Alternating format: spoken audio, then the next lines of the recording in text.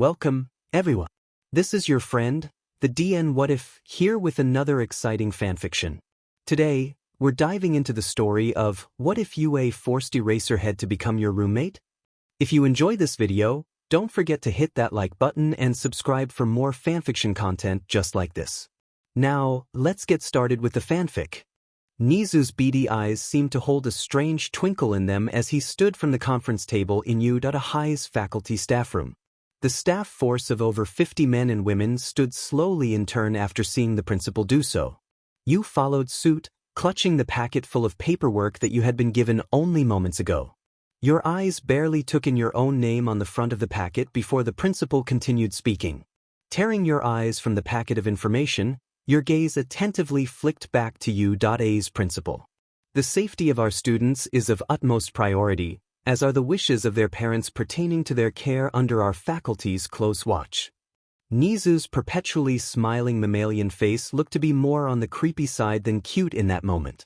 You forced your expression to remain neutral as his eyes made brief contact with yours before he leveled every other present faculty member with the same indecipherable look.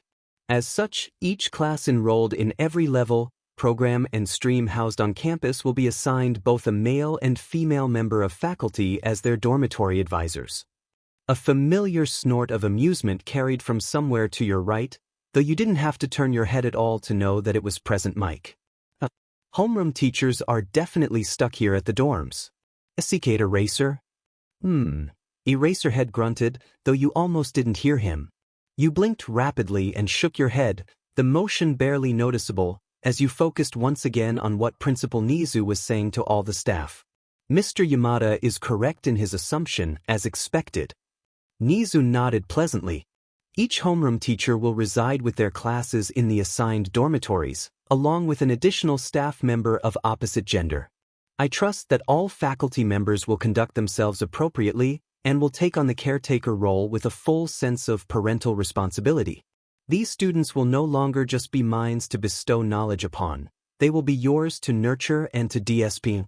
They will be yours to comfort and guide. The faculty members around you broke out into murmurs, though you focused on Nizu with the diligence and drive that had always gotten you through major phases of change in your life. Parental responsibility sounded like a heavy gig, but it was one you were fully willing to take on to ensure the safety and well-being of the kids at UA-High. Class and faculty member assignments are located on the front of your packet. I expect you to arrange a meeting with your fellow dormitory advisor and get yourselves acquainted. After all, Nizu laughed suddenly, you will be spending a lot of time in each other's presence. Go on now, and thank you for your time. You bowed as the principal moved out of the room, along with everyone else. As you straightened, you eyed the packet in your hands again and brought it up to your line of sight. You blinked at the bold letters on the front, spelling out your name next to your ID picture. Right underneath it, you found the droopy, bloodshot eyes of none other than Class 1 as homeroom teacher, Mr. Aizawa Eraserhead, staring up at you rather soullessly. You squinted at the picture of your fellow faculty member, not having had much interaction with the man outside of disciplinary meetings for a few of his students. You suddenly winced as you remembered that the super angry kid was in his class Katsuki Bakugu. He was a literal firecracker, and you were a little ashamed to admit that his constant rage was a little intimidating to you. Before you could slump in defeat, you heard him clear his throat in an attempt to garner your attention with the least amount of effort possible. Aizawa sounded like he needed a nap. Or 3. Then again, he always sounded like he was going to spontaneously fall into REM sleep anytime you were graced with his bored, apathetic presence. Now, it might sound like you disliked Aizawa, but that wasn't the case at all. You couldn't dislike someone you barely knew. This new living arrangement was going to be interesting, especially since you were a bit of a recluse yourself, a self-proclaimed homebody. Turning, you flashed your fellow dorm advisor an amiable smile. Some arrangement, huh? You'd think they'd clear it with us first. He hummed in agreement as he shut his eyes, arms folded in front of him. It's a time of panic. The world's trust in heroes is at an all-time low and the villains are getting bolder and bolder with their attempts to mess with the status quo. As UA faculty, we've got an unerring duty to the futures of these fletching heroes. You nodded, taking in the sight of Shoyuta Aizawa up close. Hair hung loose, dark and messy around his shoulders, his capturing weapon deceptively sitting in a loose winding drape over his neck and shoulders. He wore his usual ensemble of black, baggy and practical along with his ever-present combat boots. You were positive that he wasn't going to be a distraction to you, he wasn't really your type. Of course, in that moment you didn't realize that you were going to eat those very words in due time. Fair point. You paused awkwardly, fidgeting with your packet, lacking anything of substance to say. You weren't big on small talk right off the bat unless you were comfortable with the person you were talking to. You could talk literal sheet for days if you were situated with the right crowd, but something told you that Aizawa wasn't one to indulge in meaningless conversation. You shrugged and gestured at the packet where a simple map of the dorm building layout was illustrated. You laid a finger on the highlighted building labeled 1A. I'm going to check out the dorm. I want to get a grasp of the dorm's layout before the kids arrive. Aizawa huffed and nodded, opening his eyes to reveal his dead-tired gaze once more. Sounds reasonable. You didn't know if that meant he wanted to come with you. You decided to just leave the conversation to hang awkwardly, turning towards the staff room's exit. When Aizawa followed behind you, albeit a few paces away, you stood a little straighter and begged your internal GPS system not to F things up like usual. See, your sense of direction was horrible, even with an easy-to-read map. You could have easily hung back and let your fellow dorm advisor lead the way if he pleased, but you were a bit of a stubborn mule. You huffed through your nose and squared your shoulders, squinting in concentration as you followed the map as carefully as you could. Thankfully you ended up at the right building, though your forehead was damp with sweat from the nervous exertion. Home, sweet home.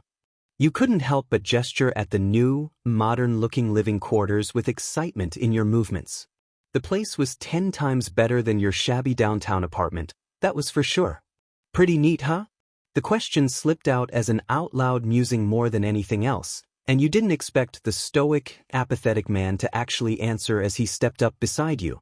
It'll make keeping those reckless brats safe a little easier. Though his words sounded harsh, you couldn't help but notice the fond undertones that came with his reference to his class. He turned to you, his eyebrows rising slowly as he ped his head toward the entrance. I heard our rooms are bigger than the kids. You nodded and followed after him, feeling strangely at ease despite barely knowing the guy. He was chill, straightforward, and surprisingly easy to talk to, though it did help that he kept his answers relatively short and straight to the point. Sure, he looked a little like a zombified late-night television addict because of his sunken eyes, but you figured that might have been from the use of his quirk during his nighttime rounds around the city as a pro-hero. After you both quietly assessed the inside of your new home, the two of you quickly picked your rooms without much fanfare. It turned out that the advisors shared a common living space away from the students, as well as a spacious balcony. Your rooms were on opposite sides of the living space, giving the both of you plenty of privacy, and each of your rooms had its own shower, toilet, and basin. The laundry room was a communal one with 3 machines, to be shared between the students and the faculty members residing in the dorm. You didn't mind this so much, but Aizawa groaned a little and shot you a slightly exasperated look. Just be careful about leaving your things in the laundry, I've got some perverts in my class. You frowned as you tried to recall the students in Class 1A. You were familiar with a lot of them from recently since they'd been the class that was subject to the move villain encounters. It was compulsory for them all to see you for debriefing. Some were more interesting than others. Unable to recall any specific details about the kids you were about to be sharing a living space with, you resolved within yourself to read up on their general personalities and observed dispositions as well as at least learn their names at the bare minimum. Right? You nodded, a smile tugging up at your lips. I mean, they're teenagers. Of course they're going to be curious. Aizawa leveled you with a deadpan stare, and you weren't sure if it was different to any other look he had given you during your time within him perusing the dorms. Still, you decided to laugh in good humor. All right, fine. Duly noted, Eraserhead. You caught the smirk that tugged up at one corner of his lips, and for half a second, your brain malfunctioned. Oh, he's kinda cute. Before you could process what you saw, the expression on his face was back to its usual deadpan. You blinked and shook your head, coming to the conclusion that you were just overloaded by all the excitement of the day. Right? You nodded resolutely. Looks like we're all sorted with our room assignments. I'm heading back home to read this. You raised your information packet and shook it slightly. Aizawa nodded, raising his own packet up. Same. I've got a removalist booked for 8 in the morning tomorrow. You couldn't help yourself as your jaw dropped. How did you arrange that so quick? We literally just found out about this today. His expression didn't change as he nodded at you. Yeah. Yamada texted me earlier. He sorted it. If you don't have a lot of stuff, we could probably move all our things using the same truck. It's the logical way to go. Your brows furrowed together in thought before you nodded, not seeing any issue with saving some money on a removalist truck for yourself. You didn't have much to bring anyway, just your bed, your desk, your computer, and your books. Everything else seemed to already be in place. Right. Sounds good. Suddenly, Aizawa moved his hand forward, phone in his grasp. He nodded to you, and you hesitantly took it off him, caught off guard. Huh. Your number. Your jaw dropped again. Alright. Communication and that stuff, you surmised out loud, though internally you couldn't help but get giddy. No man had ever asked you for your number. You knew this was different, completely practical, if Aizawa's bored expression was anything to go by. You typed in your number and called yourself so that his number was in your phone to be saved later. He reached back for his phone and slipped it back into his pocket. Without another word, he turned to leave, though he stopped again just before exiting the dorm's main doors. What was your name again? You straightened, though you weren't sure why he was a colleague after all. You were equals as dorm advisors. YNLN. I'm, the guidance counselor. We've met before. I did the debriefs for your students after. He turned to you, his tired eyes flickering with faint recognition. He nodded at you, cutting you off, though it was seemingly unintentional. Shoyuta Aizawa. Eraserhead when I'm out on the field. Call me what you want. Aizawa's fine though. And with that, he turned his back to you and left. You blinked after his retreating back, not really sure what to make of him. He wasn't rude by your standards, just a little abrupt. It wasn't like the two of you were friends, but your interactions had been amicable enough. You resolved to stay in your space while remaining in the dorms, to keep out of his way. You told yourself. You didn't want to be a nuisance after all. Content with your simple plan to keep the peace between your new roommate, you ambled out of the dorm and made your way back to your apartment to read the information packet and get yourself packed for the move. Your year at U.High was going to be an interesting one, that was for sure. Sunday afternoon looked strangely intimidating as the day came to a close, the setting sun casting a warm orange glow over your new balcony. The end of the day marked the completion of your third full day living in your new campus dwelling, and Monday was going to bring with it 20 rambunctious teenagers who were likely suffering from some kind of trauma from all they had experienced prior to and during summer camp. It suddenly dawned on you that Principal Nizu definitely knew what he was doing when he assigned you to Dormitory 1A. Having a counselor on hand at all hours of the kids' downtime was most likely crucial to increasing morale and self-confidence in their own and the others' abilities. There was no denying his genius. With a deep sigh, you turned away from the beauty of the setting sun, feeling the lingering warmth hit your back as you retreated back inside past the glass sliding door. Closing the door behind you, you clicked the latch shut and pulled lightly for good measure to ensure the door was locked securely. Satisfied, you padded across the cool wood of your shared living space, fully intending to make your way to your room to retire for an early night. A barely discernible grunt, that seemed to emanate from the sofa a couple of meters from the fancy widescreen television, had you turning slowly towards its source. There your eyes landed on none other than your roommate and colleague Shoyuta Aizawa. Arms hanging rather awkwardly at your sides, you paid no mind to your slightly hunched posture as you shrugged. Just hanging out? Good idea before the inevitable storm hits tomorrow. I read about your class colorful kids. Aizawa huffed and his tired eyes flickered down to the packet he was holding, the paper all crumpled as if he had been poring over the documents like he was planning to go to war. Though, from what you had read about the kids of Class 1A, you couldn't blame him. Turning his gaze back up at you, he shrugged back, reflecting your lethargy perfectly. They're a nightmare, but they're my nightmare. Though exasperated, there was a twinge of fondness to be found amongst the annoyance. You raised your eyebrows at him but remained quiet as you waited for him to say more. He went back to looking at his papers, shuffling through them before pulling out a floor plan with the students' names on it. There, on the first floor, was the main living space for the students as well as the laundry room and the kitchen. Then Mineta, Midoriya, Aoyama and Tokoyami were assigned to rooms on the second floor. The third floor was to house Jairu, Hagakure on one side and Kuda, Kaminari, Ida and Ojiro on the other. The fourth would be home to Uraraka and Ishido on one side and Shuji, Kirishima and Bakugu on the other. You nodded in understanding as you saw Bakugu's room placing. He seemed to get along best with Kirishima after all. The fifth floor would house Yaoyorozu and Azui on one side, then Sato, Todoroki and Siro on the other. As for you and Aizawa, the both of you got an entire half of the second floor all to yourselves, opposite to the four boys assigned to the second floor. You knew he was just a boy, but you hoped that Mineta would behave himself. I finished the room assignments based on how well they get on with each other. Hopefully we can avoid war tomorrow and get them all settled. He suddenly sighed and raised his hand to run his fingers through his unkempt hair. You noticed it looked way smoother than he let on. I assigned Mineta to a room close to the advisor's dorm just in case. He narrowed his eyes, nostrils flaring in telltale annoyance. Then, of course, Tokoyami due to the nature of his quirk. He's a good kid, but he's got a way to go yet before he can control Dark Shadow at his own whim. His mother apparently checks in on him every few hours through the night just in case.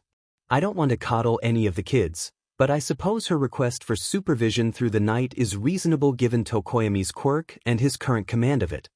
You simply nodded, taking in the wealth of information Aizawa was pouring from his mind. He wasn't one to simply chat because he felt like it. He wanted you to note all this down for future reference. Girls and boys are split down on each side of the floors. We'll take it in turns to patrol at random times through the night to ensure nothing unsavory is happening, though after I'm done with them in class they shouldn't have the energy to get into any mischief. The corner of his lip lifted slightly, pleased with himself, before his face grew impassive once more. Questions? You shook your head. Fair call. It all sounds good to me. Just You mused to yourself before voicing your concerns. I know they're all at least 15, but they're still kids. What if they need us during the night, especially these next few weeks while they're still adjusting to the move? Aizawa blinked up at you, expression deadpan. They can talk to you. You blanched immediately at the prospect of losing sleep. You were a little precious about your sleep, okay? You loved that well-deserved rest at the end of your day, and you were always admittedly a little on the grouchy side when you didn't get at least 6 to 8 hours of sleep per day.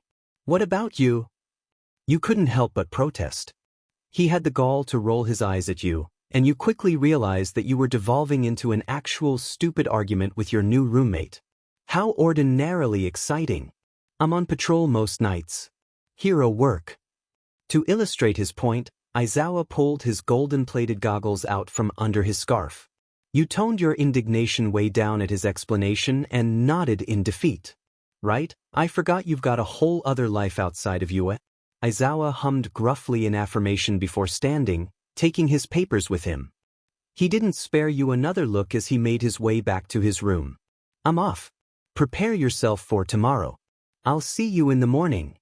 You nodded, your nighttime greeting slipping out automatically before you could think to stop. Good night. He paused at his door, and then raised his hand in acknowledgement before disappearing behind it.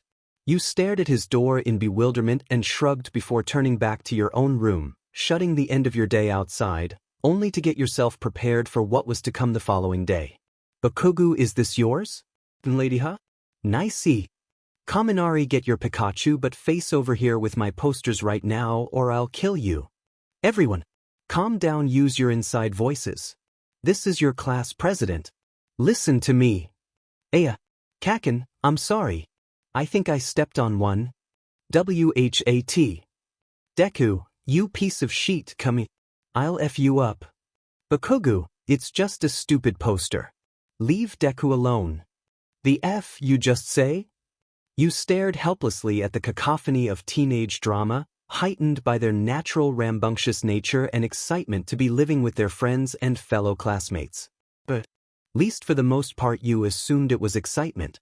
The way Katsuki Bakugu was glaring with pure murderous intent at his peers had you inching forward on your toes, ready to intervene before any mishaps occurred.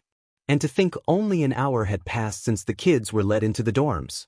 You very seriously considered stepping forward when you saw the explosive sparks bursting from Bakugu's palms when you spotted a familiar black-clad figure move past you. You heard his exasperated sigh before his capture weapon shot out to wrap the hot-headed teen in a tight embrace.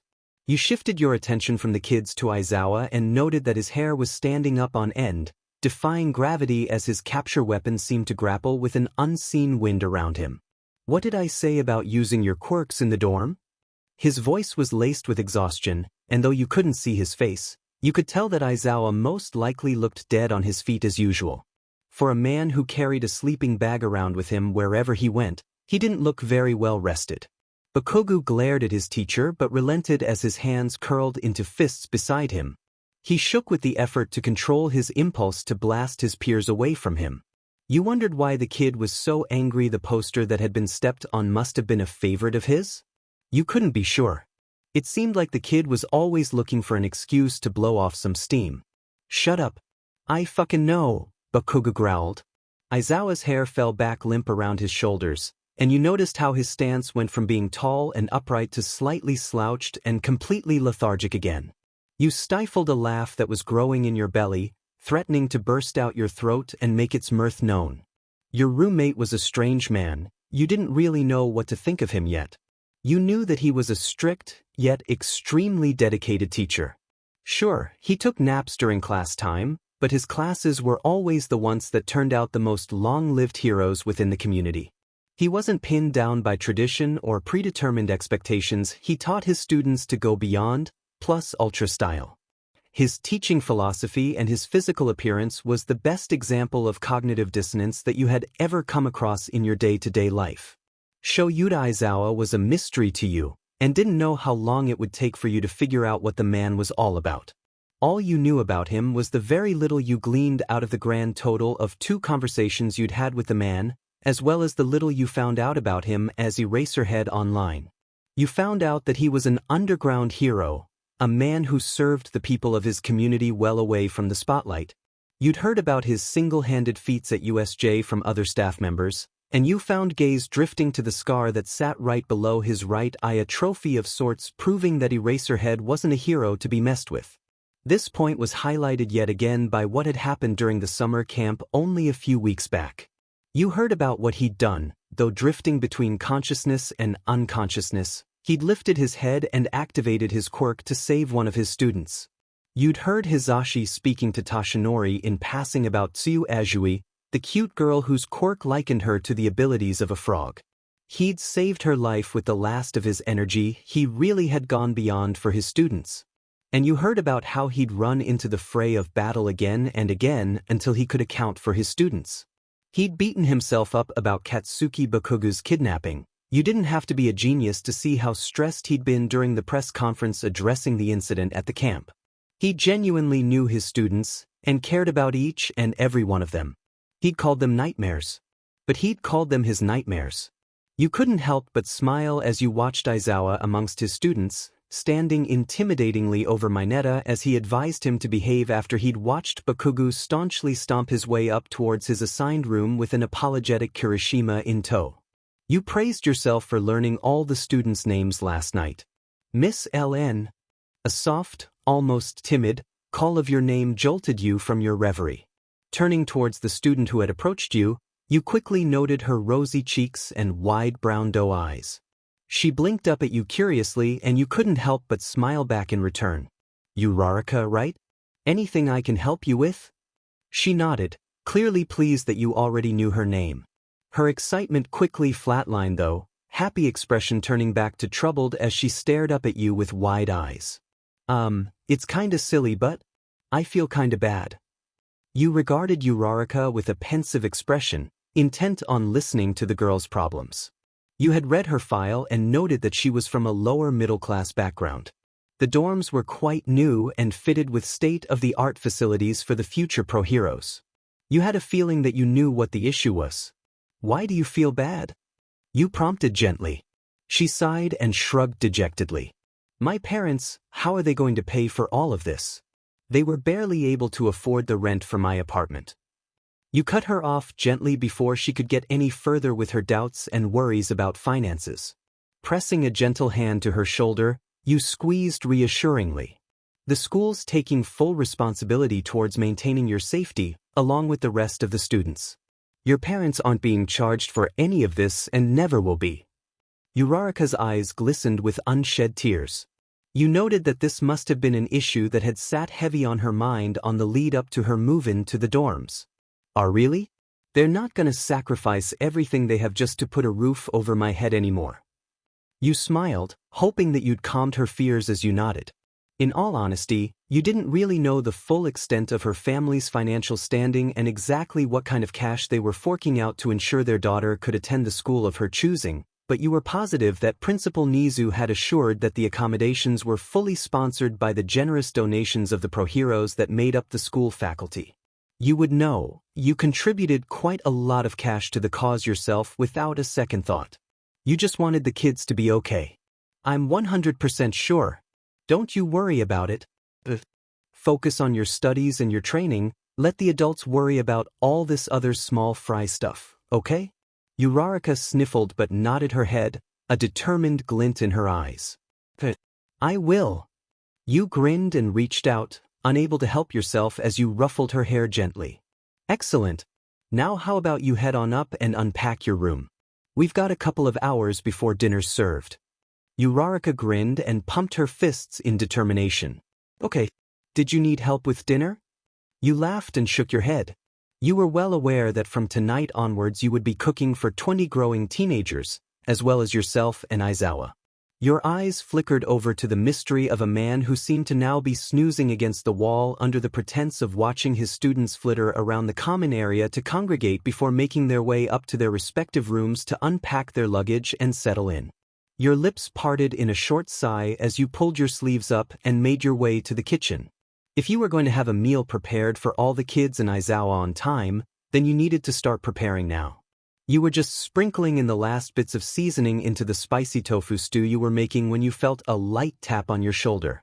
You fully expected one of the students to have approached you, so when you turned around and found Aizawa's strained obsidian eyes staring back at you, you were more than surprised. Luckily for you, you schooled your expression into a pleasant smile as you greeted him. Aizawa, ready for dinner? The question was weirdly domestic. You immediately felt your cheeks flushing at the familiarity you had unknowingly forced upon him. He didn't seem to mind, or even care, that you were being overly familiar. Sure, I'll go get the students. He turned to move out of the kitchen, and you sputtered dumbly as you reached out to stop him with a hand to his upper arm. You held him in place, belatedly noting that you had touched him without his permission and he was pretty firm under his usual get-up.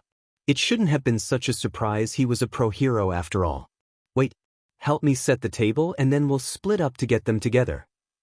He turned to you with a raised eyebrow, and then nodded with a scoff that seemed to be disguising a laugh. I actually forgot about setting the table. This is going to take some getting used to. He turned back towards you and moved past you towards the cabinet. You kept your eyes on the meal you had just finished cooking, giving it one last stir before taking the ladle out. You narrowed your eyes at Aizawa's back in thought before throwing caution to the wind. He seemed to be acting casual enough to not think anything much of your domestic gestures. You were just another member of staff reaching out to make the living arrangements easier to the both of you. That was all. It wasn't like you were trying to have him warm up to you. Not at all. Hey, could you just come here and check if the seasoning's okay? Aizawa turned to you, his tired eyes meeting your own wide ones. Bowls in his hands, he made his way towards you and simply opened his mouth. You blinked at him, ladle still in your hand. Should I just pour this in? You gestured at the ladle. This actually elicited a snort of amusement from the man. A finger will do. Your eyes widened. What? Finger. Dip it in, then bring it to my mouth. That's unsanitary, Aizawa. He shrugged. Your hands are clean, and there's no point getting a spoon dirty for no reason. You're wasting time. He raised his eyebrows at you, like asking you to put your finger in his mouth was a completely normal and acceptable thing to do. Cheeks beginning to burn, you followed his instructions, bringing your index finger with the broth on it close to his lips. You felt like you could combust on the spot as his lips parted, and he took the tip of your finger into his mouth. His eyes remained on yours as he eased slightly, and you felt his tongue skim over your fingertip before he opened his lips back up and let your captive finger go. You didn't dare breathe as he nodded in approval before moving past you towards the dining table. Tastes good. I'll finish setting the table, you bring the food over, and then we'll go get the kids. You gulped and squeaked in assent before doing as he said. Cheeks hot and flushed, you couldn't get the feeling of his lips and tongue out of your mind for the rest of the evening. Shoyurezawa, did he even know what he had just done to you? Not only 3 days into living with him and you were already heading down a rather dangerous path. You hoped that the kids would serve as enough of a distraction to keep you preoccupied from falling deeper into the hell that Aizawa was pulling you into. It was completely unfair. He snuck up on you, all stealth and skill, and now you were intrigued beyond all reason. You knew he wasn't your type, scruffy and lethargic and completely unkempt. But he was making it hard for you to keep your eyes off him. You were drawn to him, more out of curiosity than anything. But the stunt he just pulled, knowingly or not, really hit you hard. How could he think that was acceptable? Was he just oblivious to the concept of personal space? He didn't seem the type to be. But then again, he wasn't exactly adherent to mainstream ideas and social constructs as you'd so far gathered with your limited data and intel. That evening, once it was lights and out and the kids were all back in their rooms, you were about to retire for the night yourself when you heard a knock on your door. Heart beating hard in your chest, you made your way towards it and opened it to reveal the impassive face of your roommate. Hi Aizawa. What brings you here? He blinked at you before handing you a piece of paper. You looked down at it and realized it was the floor plan for the students' rooms. You shot him a curious look. I've got a copy of this already. I'm heading out on patrol. I go out every night except Saturday night. Thought I'd give you my annotated floor plan before I go. Check on Tokoyami and Hagakure through the night. They're both most likely to have trouble sleeping in a new place, though they're never going to admit it themselves. Be discreet about your checks. Oh, and make sure Minette is in bed and not trying to get into the girls' rooms. He shook his head with fond exasperation. His eyes met yours again, and your chest felt comfortably warm as you felt endeared towards how much he cared about his students. Try check on everyone if you can, but the 3 I mentioned are the ones you should focus on. Oh, and maybe Uraraka too. She looked upset earlier, but whatever you said to her really lifted her spirits. Thanks for that. You nodded, though you were surprised he noticed your interaction with Uraraka. You thought that he'd been snoozing against the wall. No worries. Leave it to me. Good luck out there. You couldn't help yourself as you grinned up at him. He nodded and raised his hand in farewell as he turned away from you. Thanks. See you in the morning. Yeah, you couldn't help but feel giddy at your interaction with him. See you then. The familiar warmth and dreamy feeling that took over all your cognitive faculties screamed at you in warming. Oh gods, you were falling and you were falling fast. And you reminded yourself again, it had only been a few days since you lived with Shoyuda Aizawa. This was not ideal. All things considered, you settled into dorm life in such a way that it all seemed to coincide with a new definition of normal. You'd wake up in the morning and find Aizawa stumbling out of his room looking like absolute death as he trudged his way over to the coffee pot to brew some fresh caffeine to last him through the first half of the day. You woke up early to make a few brief notes on your nighttime checks on the students to pass on to Aizawa over breakfast. He'd read them off his phone with disinterest, and would simply nod your way to acknowledge your efforts. You made breakfast for all of the dorm's occupants with the surprising help of none other than the hot-headed Katsuki Bakugo. He was surprisingly adept in the kitchen, and when you had asked where he'd learned his skills from, he begrudgingly admitted that he helped his mother out a lot back when he was living at home. Of course he had told you to shut the F up immediately after divulging that piece of information, but you hadn't missed the way his eyes softened a little at the mention of his old family routine. You tucked that tidbit of information away in a mental file for Katsuki Bakugo and went on with your day as per normal. 3 weeks worth of the same mundane routine, and only one particular memory seemed to replay time and time again in your mind with vivid accuracy. His lips wrapped around your finger, his warm tongue, wet and stuck against your fingertip. The intense eye contact that sparked a strange desire in you that you'd thought you were in full control of. After all, he wasn't supposed to be your type. Your type was more lively, you know? The type of person who was supposed to be partial to dragging you out to enjoy your life like there was no tomorrow because you couldn't be bothered taking the initiative to do so yourself. You were the all work, no play type of woman, and your idea of self-care was sitting idly in your room with a bag of crisps and a new book fresh off the shelf for countless hours until the new week was to start once more. Shoyuta Aizawa wasn't exactly inclined to the sloth life, as you coined your own use of your free time, but he wasn't exactly Mr. Party all night either. He used his time methodically, running on carefully scheduled nap breaks to keep himself functioning at a level where he could continue being the efficient and rational human being he prided himself on being. But by the gods, he was adorable in that ghastly yellow sleeping bag of his, napping away seemingly without a care in the world. In his resting state, he looked incredibly innocent. The fact that his perpetually bloodshot eyes were hidden under thick dark lashes that grazed at his high cheekbones was also quite a nice sight. He didn't look as intimidating. The kids would definitely agree with you on that front. Lost in your troublesome musings about your roommate, you barely registered the frantic knocking at your bedroom door. Eyes widening in realization, you gasped before leaping up from your bed and rushing to open the door. Breathless, you blinked up at Aizawa, who had his arms folded, his gaze narrowed at you. Everything okay? He had the decency to sound concerned despite the clear exasperation in his expression. You gulped, still reeling from your rush to answer the door. It was way past the appropriate time for him to be knocking on your door given the time of the evening. And it wasn't even a school night, so it most likely had nothing to do with school business. Your heart rate sped up and you had no idea how to calm yourself down. Demon you and your hopeful romantic self, he wasn't supposed to be your type. Down girl. I could ask you the same thing, given you're the one standing outside my bedroom at 1 a.m. The sass that poured out of you was unstoppable, and you fully blamed it on the mere fact that your brain tended to stop functioning properly after 11 in the evening. Aizawa smirked slightly at this. It was just a slight upward tilt of the right corner of his lips, but dimmin did he make smirking look good. Fair point. I've come to ask a favor. Yeah. He tilted his head forward towards your room. May I? Internally, you were freaking out. A man wanted to enter your room. Willingly. And not just any man, this was pro-hero Eraserhead. Externally, you nodded calmly and stepped aside to let him in. Make yourself at home. You gestured inside, though your fingers were shaking. You want something to drink? He stepped inside and boldly took a seat on the edge of your bed.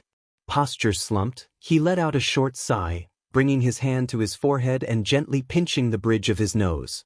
He looked tired, so much more than usual. You couldn't help the frown that made its way onto your face as you pulled up your desk chair and wheeled it closer to the bed to sit opposite your late-night guest. This wasn't as CC as you'd initially thought it would be. He heaved another sigh and began talking. I won't beat around the bush. It's late and I'm wasting your time on something that's got nothing to do with you. I'm just aware that I can't keep running from the effects of my trauma. Your eyes widened. Aizawa came to you for your expertise in the middle of the night. He came for help. Your disposition softened, though you kept your tone professional. You know as well as I do that I am bound by a professional code of ethics as a registered psychologist, you began. You watched him closely as he nodded. His fists tightened on his lap and he turned his head away, jaw clenched. Of course. I shouldn't have imposed myself.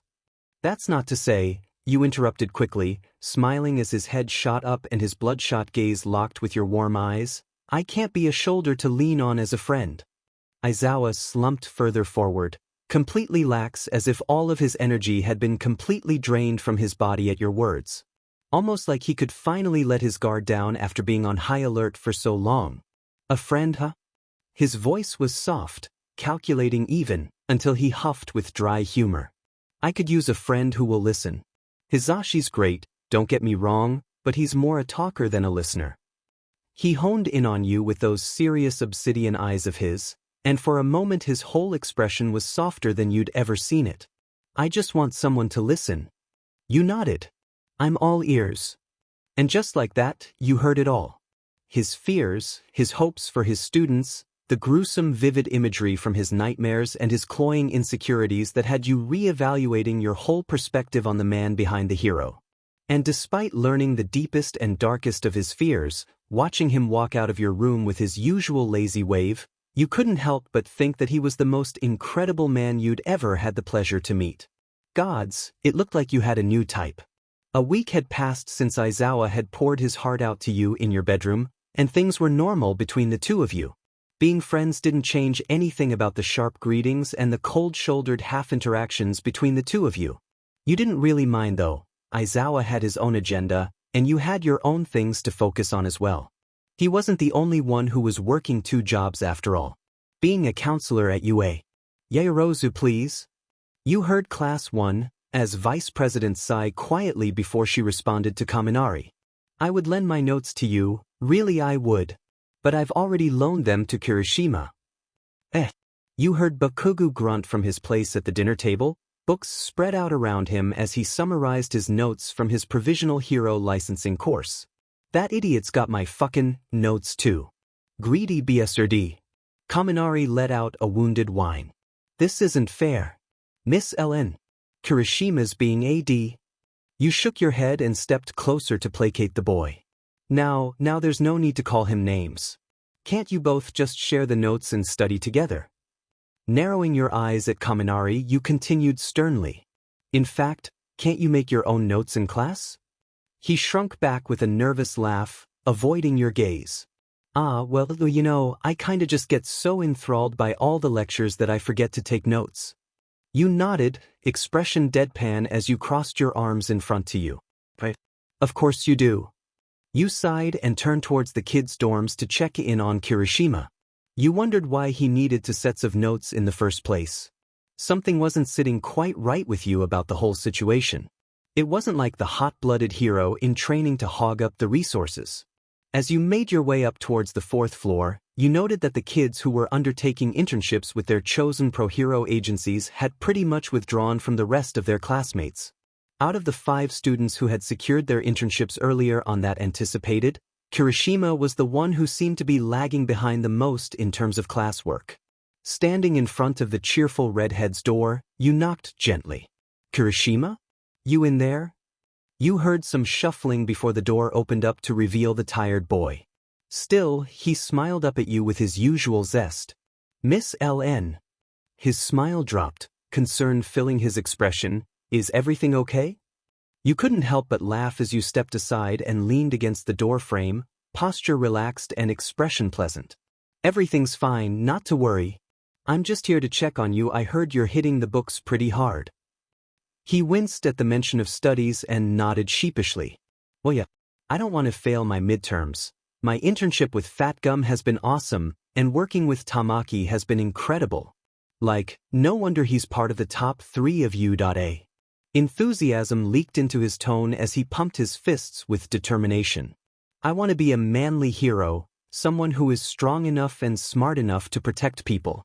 I need to study real hard in my downtime when I can. Who knows what will be called out on duty, you know. You nodded in understanding.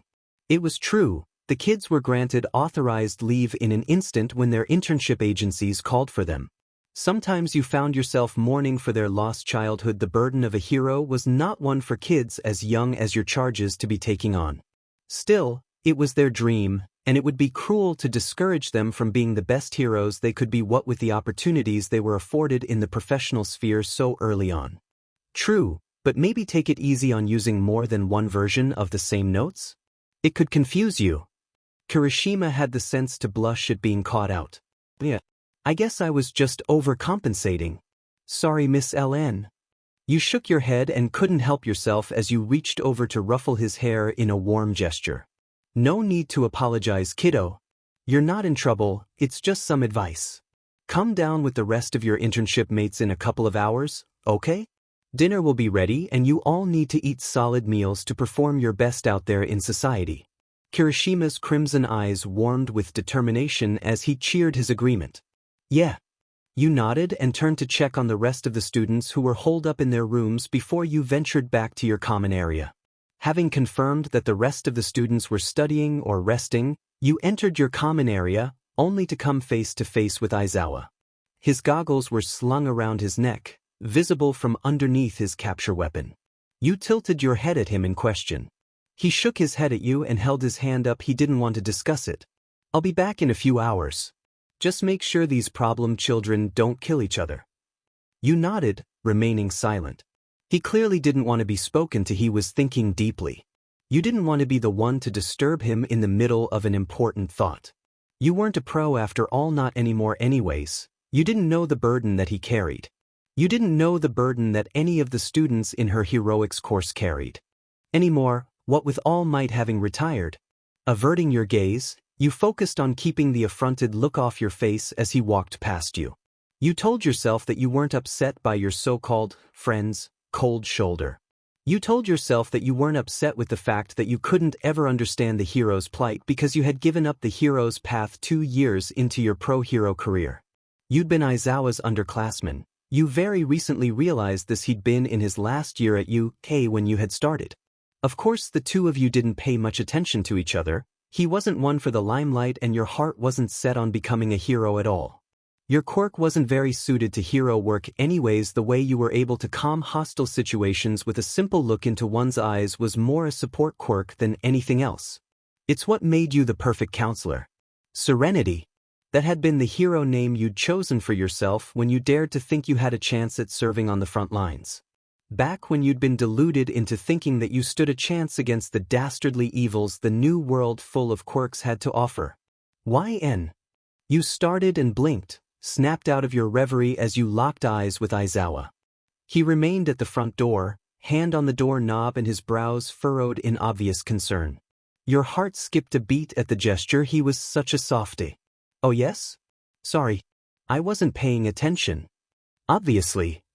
Aizawa's lips pulled up slightly before dropping down to its usual frown.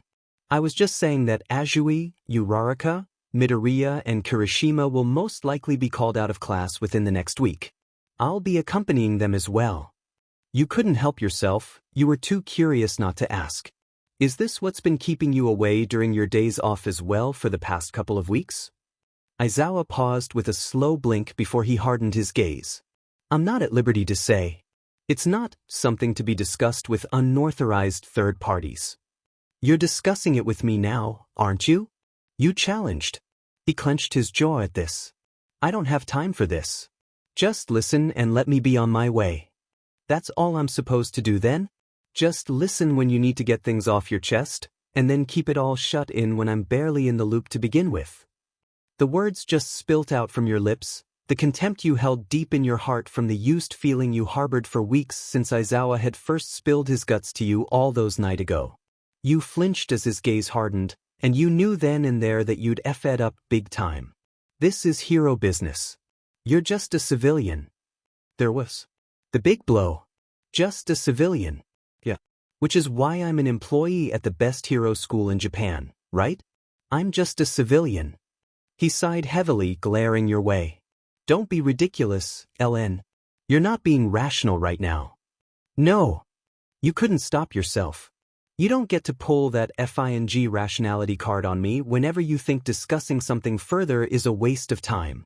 Those students you just mentioned, they haven't been their usual selves, and as a child welfare officer at this school I can't just ignore their deterioration. They're pushing themselves too hard and it's not fair on them. I'll tell you what I told those kids on their first day here at UA, so listen well." Aizawa spoke coldly. You shivered at his tone, but didn't relent as you glared him right in the eyes, refusing to back down. You hadn't yet activated your quirk, but then again, you didn't play foul in everyday confrontation. That would be cheating life, and you weren't a cheater. The world's not fair. It's not all fun and games when you're dedicated to being a hero. Some people, he shot a scathing look your way, and in that moment you knew that he knew everything about your past as a failed hero, don't understand the limitless passion that is thrown into being the peacekeepers in society. Some people don't want to make the sacrifices necessary to thanklessly protect people. My students know what they signed up for, and I as their teacher believe in them in a way I can't expect anyone else to do. If you don't want to believe in their dreams, and their capability to achieve them, then that's your choice.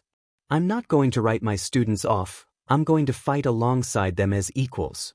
You didn't realize you had spilt tears until Aizawa's gaze softened. You sniffled and turned away before he could say anything. Fine. Just good luck and be safe.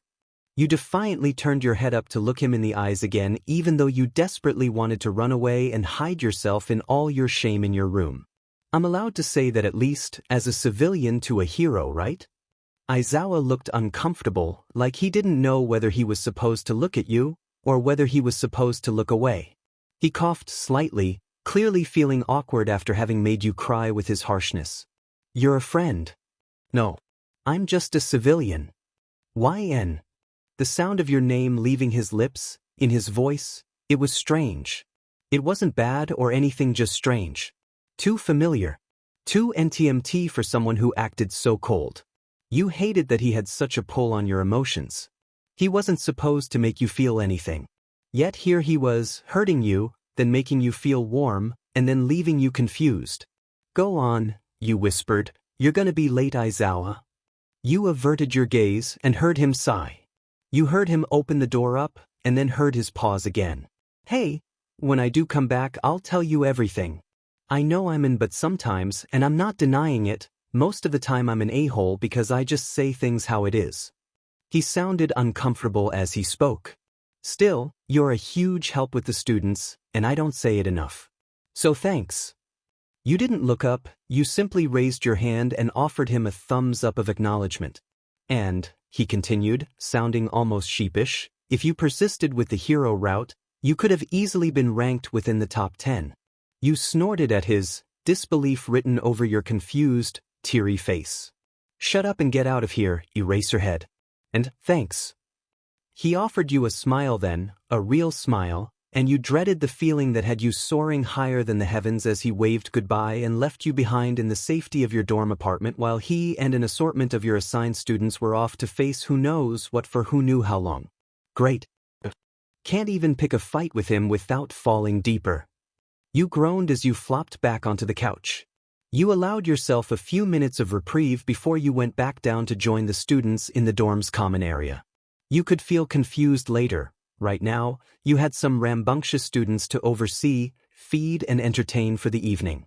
5 days had passed since you'd last seen Shoyuta Aizawa in person. You found yourself rushing to the university hospital that Principal Nizu had called you from. He had urged you to come quickly, but had also ensured you that your students and fellow dorm supervisor were recovering well. The fact that recovery was necessary at all had you worried sick. It hadn't been very long since Class 1A and 1B were fighting for their lives at what was supposed to be a challenging but nonetheless fun high school camp experience. It hadn't been long at all since All Might's retirement, and to you it definitely felt like it was much too soon for yet another incident to happen where the kids of Class 1A were injured so badly that they had to be hospitalized. And then there was Aizawa.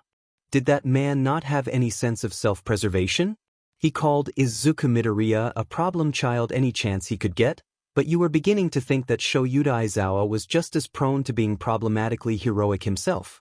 You heaved a sigh as you made your way towards the visitors' lounge in the general recovery ward. At least no one was critical as far as you could tell. Principal Nizu smiled up at you from where he was seated on the green plastic hospital chair, cup of tea ever present in his hands, paws whatever they were. You smiled back, albeit a little stiff from the worry that was plaguing you, and took a seat beside him. Worrying your bottom lip between your teeth, you chanced to glance at your boss, only to note that his smile held a bit of apprehension as well. You let out another audible sigh and turned your full attention to him. Whatever you've called me here for must be really important, Nizu. He nodded solemnly. What happened during the raid tonight was confronting to say the least. Our students, as budding heroes, did a spectacular job as expected. They conducted themselves like true heroes, and I am incredibly proud of them. Our pros carried out the raid as smoothly as it could go. The raid was a success. I don't know anything about a raid. Your blunt tone wasn't missed by Nizu as he had the decency to chuckle sheepishly. It was all confidential, and until all investigations were cleared, we couldn't bring unauthorized personnel into the proceedings. As we've finished settling the legalities now, I think it's now a good time to offer you an explanation. Oh well, thanks. You cut him off dryly. You knew that you were being rude, petty even, but you couldn't stop yourself from venting out your frustrations about the entire scenario. Just because you weren't an active pro didn't mean that your input didn't mean anything. The kids that you were in charge of got injured, and you had no idea what to tell their parents when they had contacted you after the hospital gave them a vague indication that their kids were knocked around during practical hero work. You were made to feel incompetent, and you didn't appreciate that in the slightest. Nizu opened his mouth to speak, pleasant but stern expressions strangely encouraging you to keep your mouth shut for the moment. But before he could even get a word out, the soft depth of a familiar calming voice caught your attention. Nizu, thanks for calling her here. I'll brief her on the raid. You turned from Nizu to regard Aizawa with a critical eye. You weren't very happy with him after all. Just because he was looking more run down than usual, and just because he had his hair tied back in that mess man bun that you couldn't seem to get enough of, didn't mean that you were going to be quick to forgive him. Glad to know the civilian is allowed to know what's going on with the kids she's supposed to be keeping safe. You weren't sure, but you detected a micro-change in Aizawa's facial expression. It was as close to a wince as you were going to get.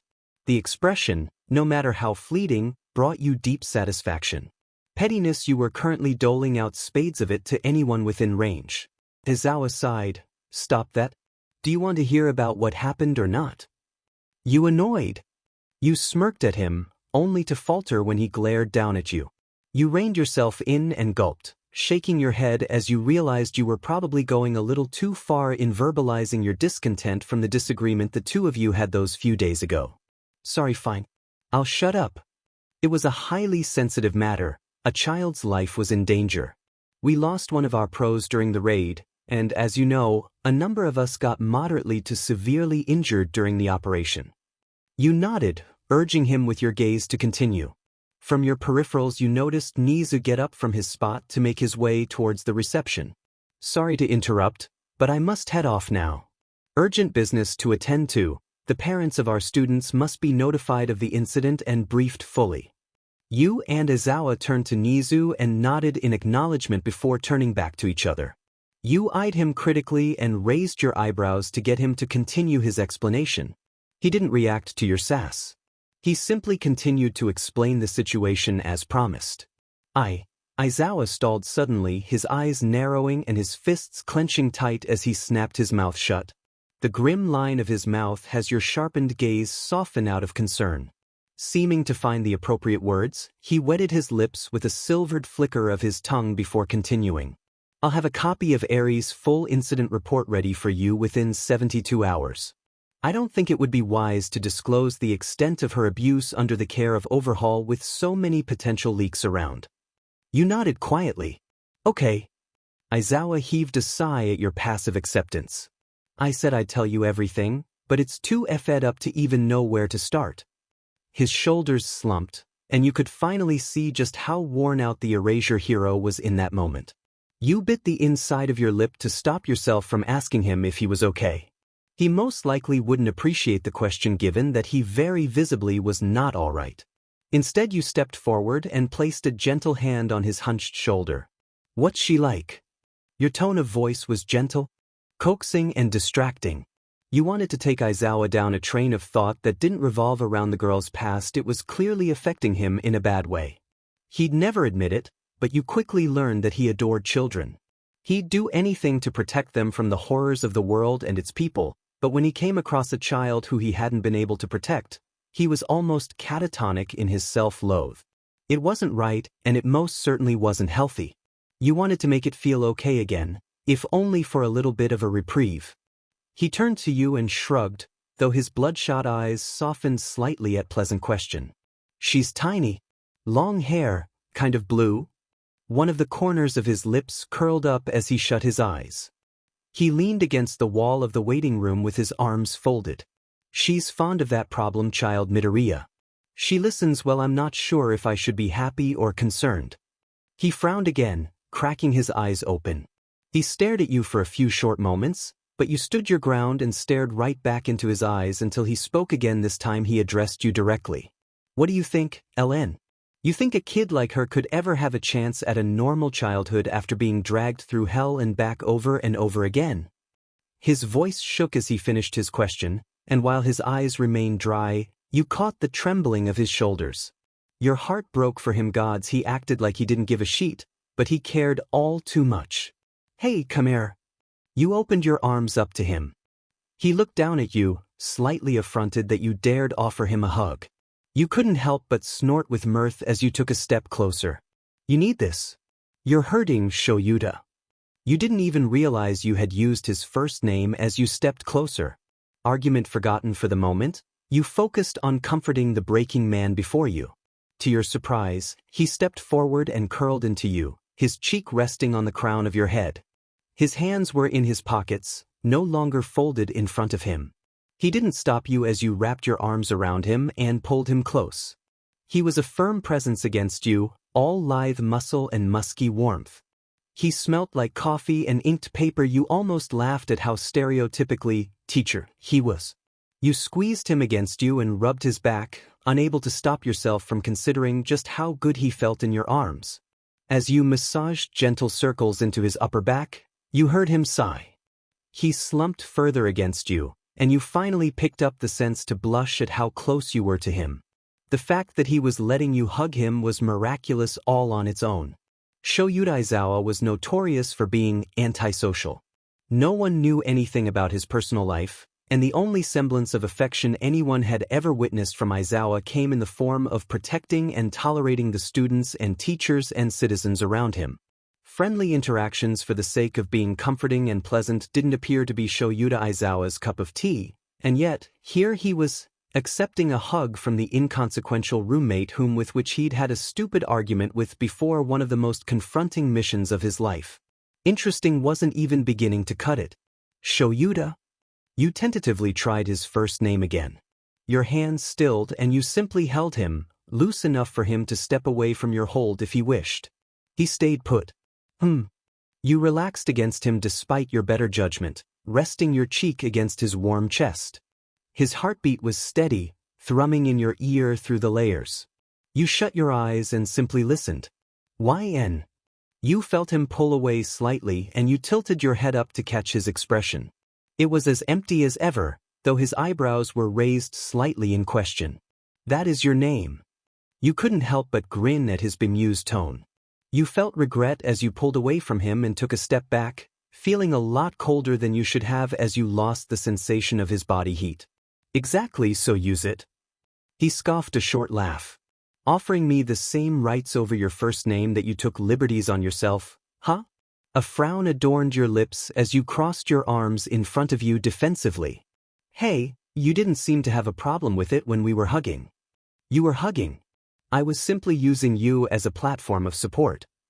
You gaped at Aizawa, disbelief quickly taking over from the butterflies your interaction had left in the pit of your stomach. Oh, you're literally the worst. He grinned widely at you, and your breath hitched not out of admiration, but more out of slight fear. Coupled with his tired, bloodshot eyes and his pale skin, the Totoro-esque toothy grin looked borderline homicidal. I know. You stumbled back a few steps, hands outstretched towards him as you shook them frantically. Gods, you're creepy. Stop grinning like a serial killer. I'll stop hugging you, I swear. I never said you couldn't hug me, Aizawa mused, throwing you an amused look. With a pout that could rival a 4-year-old's, you crossed your arms tight and pointedly looked away from him. Though, you couldn't help the way your lips slowly curled up into a smile. At least he wasn't beating himself up about Eri anymore. If you just turned your head towards him, you'd have noticed the tiny smile twitching at Aizawa's own worn expression as he chanced a glance at you before looking the opposite direction. All that aside, I'll be staying with Eri while she stabilizes and recovers. You hummed in acknowledgement and he continued. I hate to do this, but can you assist me with running classes until I get back?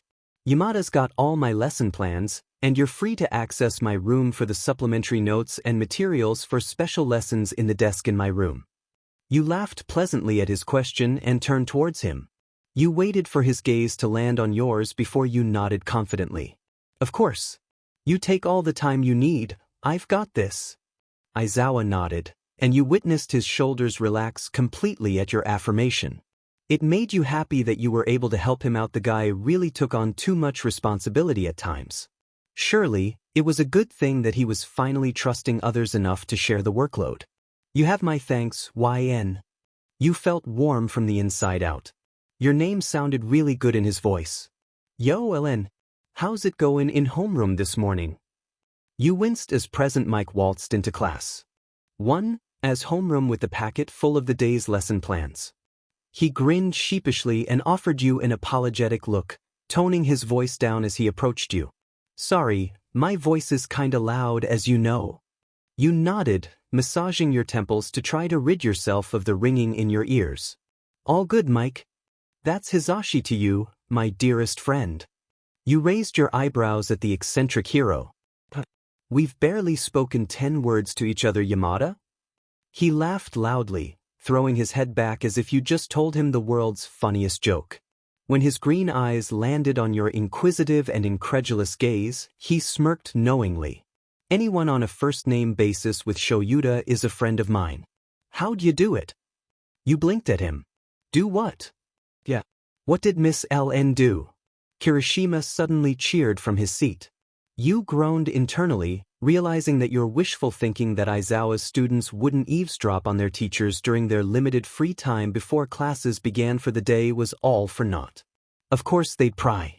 Still, the warm fondness you felt for the kids you looked after in the dorms overpowered your exasperation. You turned to the vibrant redhead and shook your head reassuringly. I didn't do anything, Kirishima, don't worry. Yeah, don't worry, kiddo. Anything that's gonna happen between your dorm advisors is probably going to be for the better anyways. The gods only know just how badly Eraser's gotta get it. Get what? Todoroki piped up from his seat close to the back corner of the classroom. You glared at Yamada as you desperately tried to do some damage control.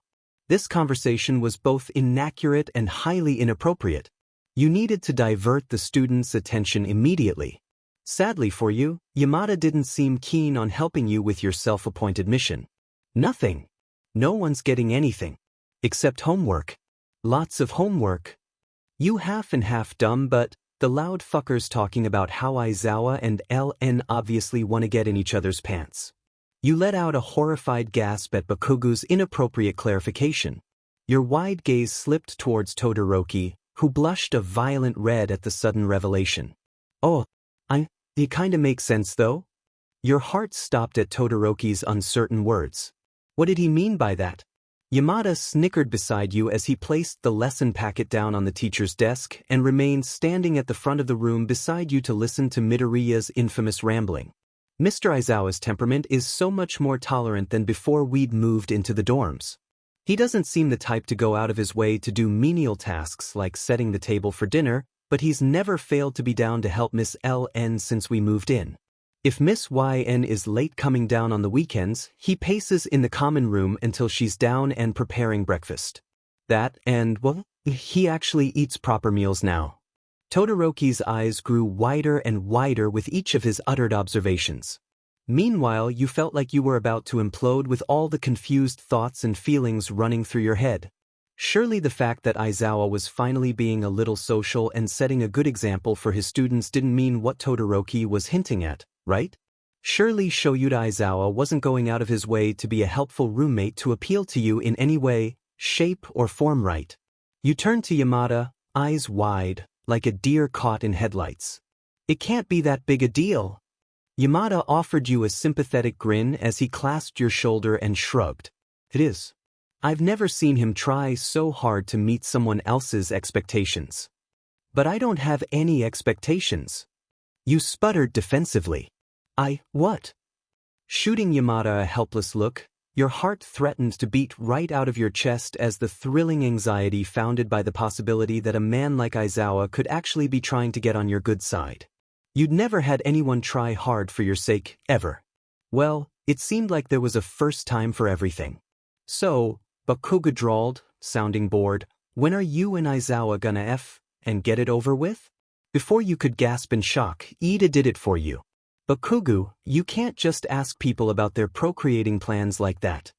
As unstoppable chatter, mixed with heated arguments, exploded about the classroom. Yamada chuckled nervously and edged his way out of the room. Good luck with this. He gestured at the cacophony of destruction that was your beloved Class 1. Bye. You sighed tiredly, resigning yourself as your body felt light and your cheeks grew pleasantly warm as you activated your quirk. The calming effect was immediate as the students all looked at you in a daze, Bakugo included. You smiled and gestured for everyone to take a seat. They obeyed without further prompting. Alright, that's enough on that topic. We've got loads to learn today, kiddos, so open up those notebooks and start taking note of the history of quirk evolution. I'll quiz you on what we learned today, so take this seriously. That was enough for everyone to drop the topic of you and Aizawa getting it on with each other. For now. Gods, you were going to kill Hisashi Yamada. Things had calmed down with Class 1A over the 3 days their homeroom teacher was away on official hero business. That hero business, of course, entailed being the children's court-ruled primary caretaker of little Eri who had been rescued from the evil clutches of the Yakuza mastermind, Chisaki. Midoriya was back in class, and Kirishima had lost a lot of his bandages over the past couple of days. Recovery Girl was working overtime, that was for sure. You let your cheeks warm as you let your quirk wash over the students in a pleasant haze. It was a handy quirk to have, even though the class you were in charge of in the interim was far from hostile. F. Deku with your F-Stalker notebook, I'll burn you and all 14 volumes of that shitty analysis to dust. Bakugo, do not intimidate your classmates. Midoriya has not done anything to incite your hellish fury. Ida's arm sliced through the air sternly as he scolded his aggressive classmate. You watched on, dread filling the pit of your stomach as Bakugo got up from his seat, his palms sparking as he bared his teeth at Class 1 as class representative. Up until now, you had been using a milder version of your quirk, at only about 5% of its power. But this situation truly did look volatile. Hellish. Who the F you callin' hellish for eyes? Fight me, come outside and fuckin' fight me I dare yo huh? Bakugo's tone changes quickly, calming down and growing softer as you directed your warm gaze his way. You caught his crimson eyes and beckoned him forward. Bakugo, come with me. Everyone else, you sighed and gestured at the books they had open on their desks. Please summarize pages 39 through to 62 for homework. Mr. Yamada will be in soon to begin your English lessons. With that, you led a placid Bakugo out of the classroom and towards the staff room. He didn't argue with you, and when you looked at his facial expression, you found a small smile curling his lips up. He looked very sweet when he wasn't angry. He wouldn't be pleased that you saw this side of him without his consent, that much you knew. Heaving a sigh, you guided him to one of the staff sofas in the staff room and took a seat opposite from him. With the room empty, you could finally use your counseling skills to speak one-on-one with who you deemed to be one of the most fragile kids in the hero course. He'd grown up being told that he was the best, and his quirk and excelled level of mastery at his young age perpetuated that belief. It wasn't until being captured by the sludge villain that Bakugo had realized that he wasn't invincible. Midoriya had acted on his instinct to save, and brought Katsuki Bakugo to the realization that as a victim, he had very little choice in who would come and save him. Whether they were worthy or not, he'd have to take whatever help he could get.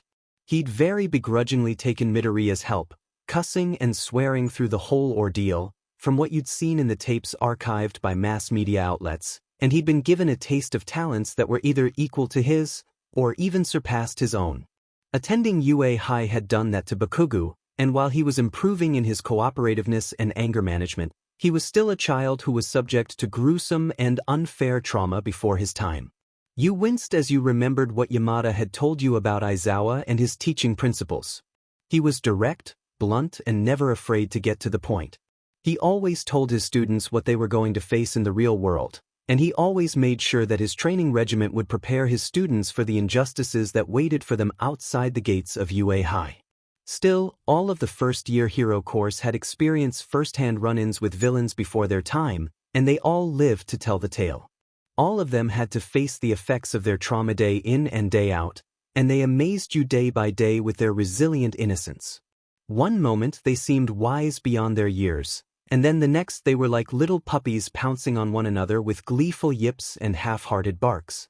You zoned in on Bakugo and relinquished your quirk, watching as his expression morphed from relaxed to confused and then finally to livid. The F did you do to me, Miss Sunshine?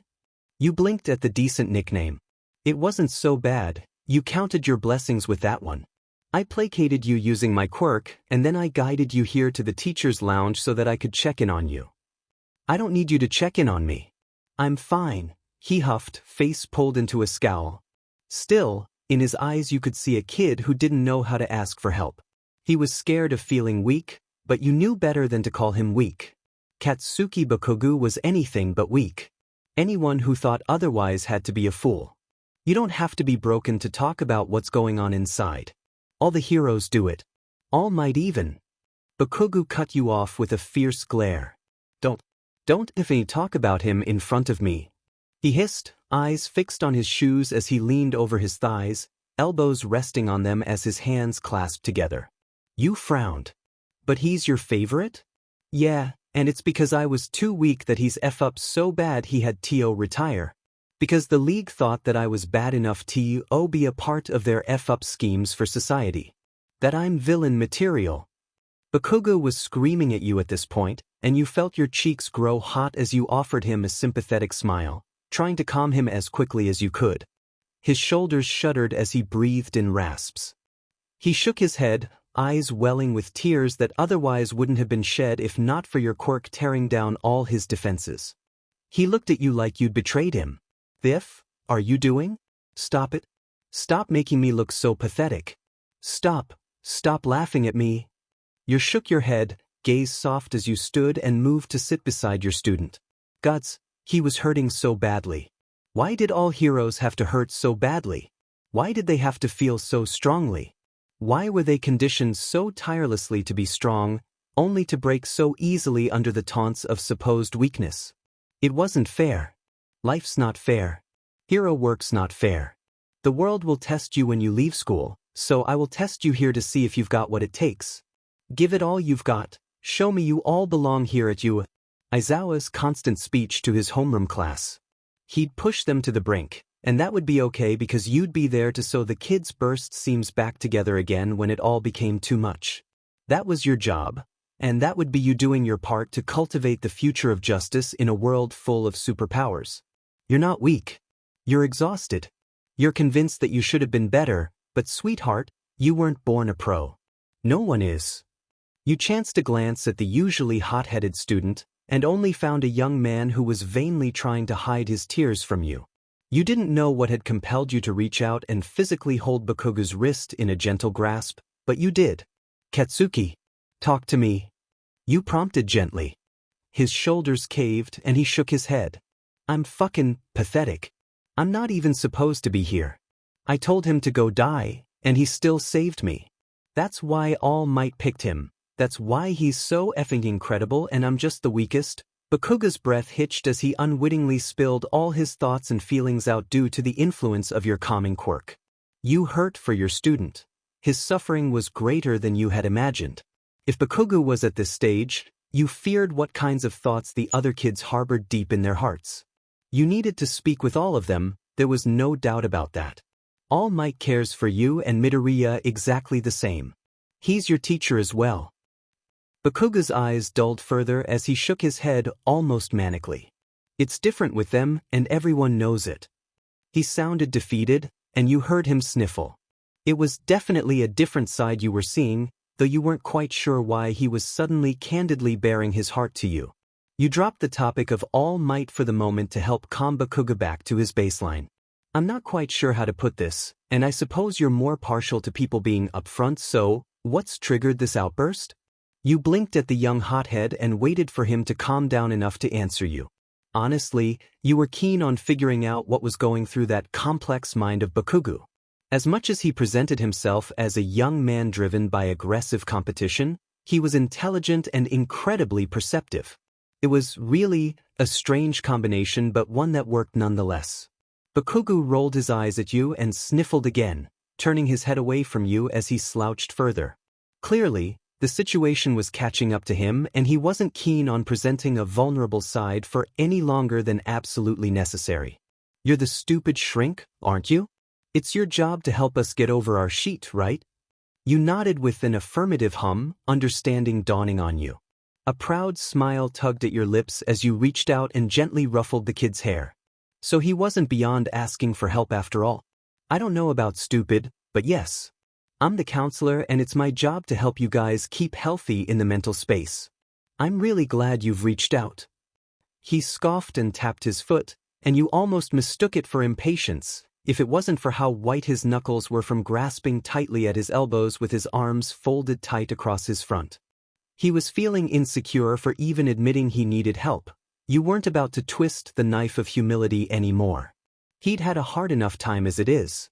Yeah, whatever. When do I have to do this again? You smiled softly and patted his back one last time for good measure before you stood to leave the room. You figured Bakugo would need some time to sort himself out before heading back to class, and a driven student like him wasn't about to skip class. You trusted him to be accountable and do the right thing. What time works best for you? You threw the ball into his court. He was silent for a few moments, and you thought that he wasn't going to answer. But he suddenly scuffed his shoe against the linoleum floor and mumbled, I got time after homework. After 8 on Thursdays. You hummed agreeably, right then. Thursdays in Dormitory 1, as staff common room. That sound okay? Yeah. This fucking stinks. You held back and laughed as you shook your head and mentally scheduled the weekly sessions with your first voluntary client from UA High School. It seemed like the kid needed a mentor. No, he wanted a mentor. In all honesty, he seemed really disappointed that all might seem to favor Midoriya. You sighed quietly as you stepped out of the staff room to head back to the classroom. Thanks, I guess. You heard Bakugo mumble, so faint that you almost didn't hear him. A smile truly lit up your face at his gratitude. He was a sweet kid behind all the blast boy persona. You'd have to speak to Aizawa about this. Your whole expression softened at the thought of your colleague and roommate. You wondered how he was going. He'd been away from class for a few days now, and to say that the class was a little bit rambunctious in light of his absence was a bit of an understatement. Besides, you kind of missed seeing him tucked away at the front of the classroom in his obnoxious yellow sleeping bag whenever you dropped by to pick up progress notes on his students. Aizawa loved cats, that was public knowledge. Aizawa had a bit of a sadistic side when it came to his teaching methods, but all in all, he didn't hate the students he decided to keep around. That was also public knowledge. Little kids, though elementary-aged children. Both Aizawa and the public didn't really know how to feel about small kids. Kids who clung to him like a lifeline, or cried when they woke up and found him missing from beside their bed. Kids who refused to go anywhere but where he was because he was the only stability in their life. He didn't know what to do about Eri. He was a pro-hero by night and a teacher by day. Any free time he had, he dedicated it to grading papers and sleeping. Occasionally, he'd go for walks and look for stray cats to pet. He didn't have time to raise a kid. Eraserhead, I have to ask you to cooperate with this case. It's a little more complex than just finding Eri a foster family. Detective Tsukachi winced as Aizawa leveled a glare his way. The kid doesn't want to go anywhere else anyway. Aizawa sighed. I know that. Doesn't mean it's going to take away all the problems that come with taking on a dependent child. Tsukachi offered a sympathetic smile and shrugged. Probably loads better with your living arrangements. Aren't you roomed up with ex-pro Serenity? I can't expect her to take on this big a responsibility without asking first. Aizawa ignored the fact that Tsukachi seemed to know too much about his life outside hero work. Though he wouldn't put it past Nizu to fill the detective in on every little detail of his life in the name of assisting the investigation. You could call her now? Tsukachi suggested, sounding timid. Aizawa turned to him, his face deadpan. She's teaching right now. Oh, the detective frowned as he scratched the back of his head, looking troubled. Well, I mean, we've got the social workers hounding us to find a placement for little Eri before Child Protection step in. They've given us 2 hours tops, and then the government's taking it into their own hands. What with the situation with Eri's quirk and her lack of control over it, they're most likely only going to allow you visitations for an hour a week. Only an hour? Idiots, Aizawa muttered, burying his face against his palm with a heavy sigh. He was running out of time, with only one option and ridiculously unrealistic faith in your goodwill. He couldn't care for Eri on his own. He'd need your help. He couldn't let the kid rot in the system and get fed back to the abusive carers she'd just been rescued from again. There was no way he'd allow that to happen. Aizawa glanced through the window where the little girl slept so innocently, tucked in snugly with the little horn on the crown of her head receding every day as she was continuously assured that she was in safe hands. He loathed to admit that kids, no matter their age, were his biggest weakness. He wanted to keep them safe. It was the whole reason he became a hero. He wanted to keep vulnerable children safe. And he wanted them to learn to smile again in the process. Aizawa could be blunt, cruelly so, but he was truly a softie. He cared a lot. Fine, he grunted, shooting Tsukachi a tired glance, eyes rimmed with red moires than usual. I'll bring her home. Is there paperwork? For a second, Aizawa's tone sounded pained. He hated unnecessary paperwork. Tsukachi shot him an apologetic smile. Just a little. Legal stuff for the children's court.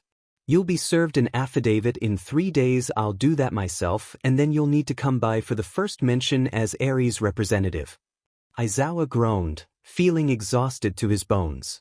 Still, he was a hero and he wasn't going to back down just because he was tired. He looked up and took in the peaceful image of Eri sleeping soundly, and punctuated his resolve with a small nod. Fine. It was Friday afternoon, and you were catching up on some marking when the door to your dorm opened up with a soft click.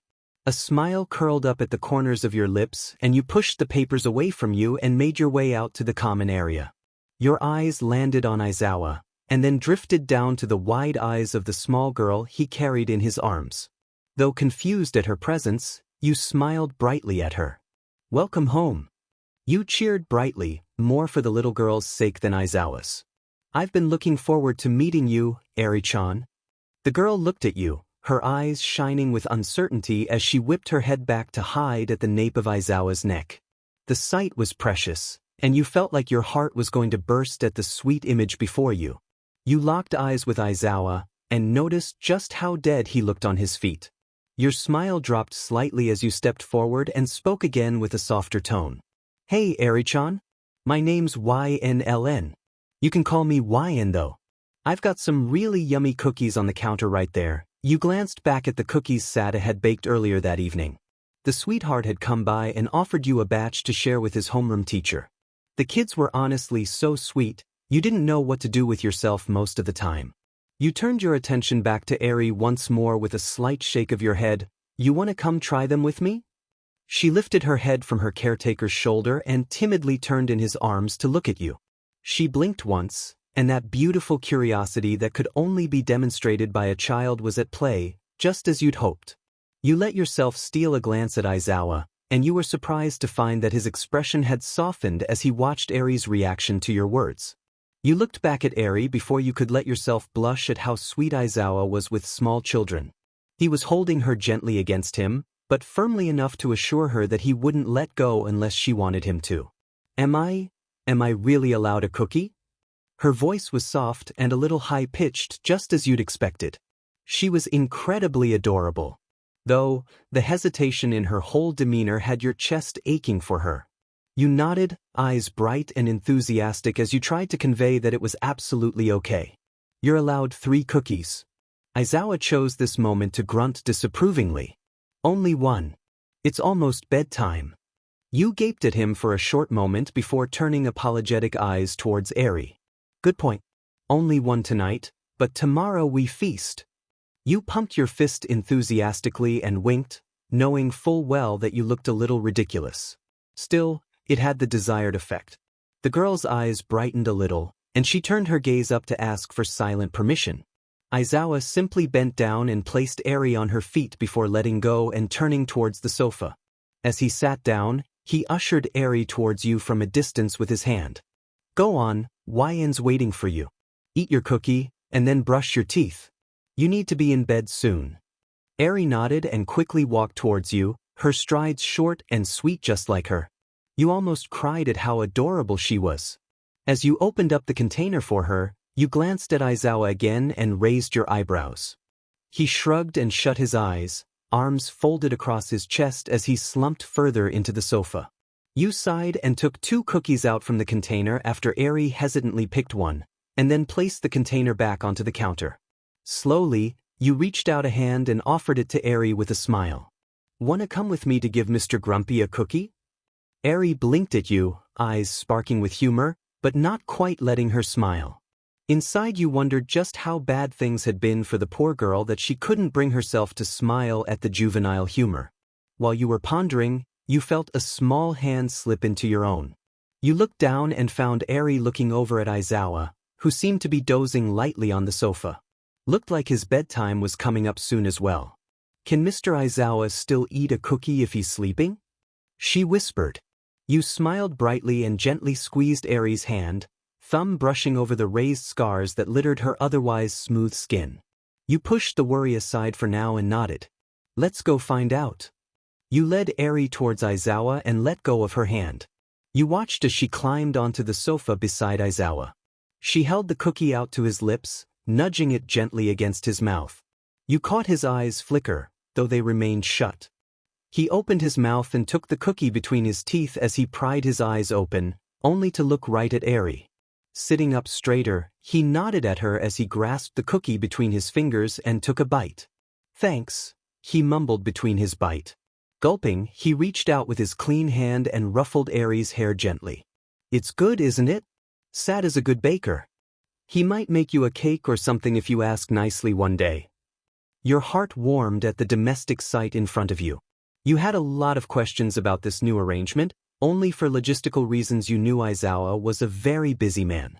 Having Eri in his care, or so it seemed, appeared to be a bit of a miscalculated decision, unless he planned on cutting down on hero work for the time being. Still, as Aizawa and Eri sat side by side eating their cookies in a comfortable silence, you couldn't bring yourself to disturb the peace. Your questions could wait. "Bakugu, stop with the improv. I told you to stick with the original set." Juru screamed. At the interruption, Tokoyami messed up his riff, and Kaminari almost set his electric guitar on fire when his body jolted in shock at Jiru's sudden scream into the microphone. "F you, I am making US better." Bakugu screamed back, beating the drums with rigorous fervor as he argued with his band leader. You sighed, arms folded and head shaking from side to side, leaning against the door frame of Jiru's room. She'd left the door open upon Aizawa's request after she had asked him for permission to use her room to practice for the culture festival during their downtime.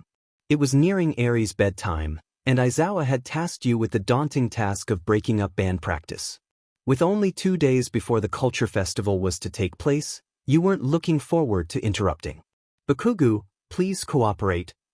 Yayarozu tried, only to find herself in the direct firing line of Bakugu's fiery glare. "Why don't you try cooperating together around my mad skills and then we'll talk?" "Bakugu, everyone." You raised your voice, knocking loudly on the door as you activated your quirk. You felt it do its work, the warmth radiating from your cheeks and into the room, the effect immediate over the 5 of your previously riled-up student. After a few seconds of being exposed to your quirk, the only one in the room to show any signs of aggression was Bakugu. Even then, his shoulders looked a little more relaxed, and his scowl wasn't as pronounced. "The F-dash? We were jammin' and sheet." "Yeah, and you were also being very loud. Eri's going to bed soon, so practice finishes now, okay?" Jiru's jaw dropped, and she shook her head in calm protest. "But we've got so much to improve." She shot a mild glare at Bakugu, though he didn't see it, too occupied with expertly spinning his drumsticks over his fingers. "I know this isn't a huge deal for Hero Corps students, but we'd really like to give it our all. My room's soundproof if I just shut the door." "No," you immediately shot the tentative suggestion down. The crestfallen look on Jiru's face struck ice through your heart, but you didn't relent. Under no circumstances were boys and girls to be found in each other's rooms with the doors closed. "Mr. Aizawa would kill us all if we broke the rules. You know he's not going to budge on this." Jiru frowned but let her shoulders sag in defeat as she nodded. "Fine, that's fair. But we're waking up extra early tomorrow to rehearse." Bakugu scoffed. "Who said I was gonna go to your stupid rehearsal?" Jiru glared Baku's way, and you could have sworn you heard Tokoyami let out a disgruntled noise of discomfort at the sight. You stood very still and watched the usually calm girl stare down her hot-headed classmate. A smile threatened to pull at your lips as you observed the two, noticing the telltale signs of reluctant spinin as Katsuki Bakugo grumbled curses under his breath and shoved himself past everyone before finally making eye contact with you at the door. "What the hell are you looking at, Miss Sunshine?" You kept your arms crossed and tried not to look too smug as you kept your voice low enough for only Bakugo to hear. "I'm looking at a young man compromising for a girl they might actually like a lot more than they let on." "Oh, shut up, you delusional broad." Bakugo proceeded to flip you the bird and storm out of Jiru's room, much to everyone's amused confusion. You didn't fail to notice the light blush of pink on Bakugo's cheeks as he stormed towards his bedroom. "Hey, that's pretty cute." Kaminari's voice was colored with realization as he addressed you much too energetically for the time of evening. You turned back to him with wide eyes. "Huh."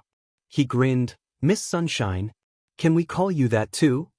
You surveyed Jiru, Tokoyami and Yaoyorozu, who looked back at you keenly, asking for silent permission.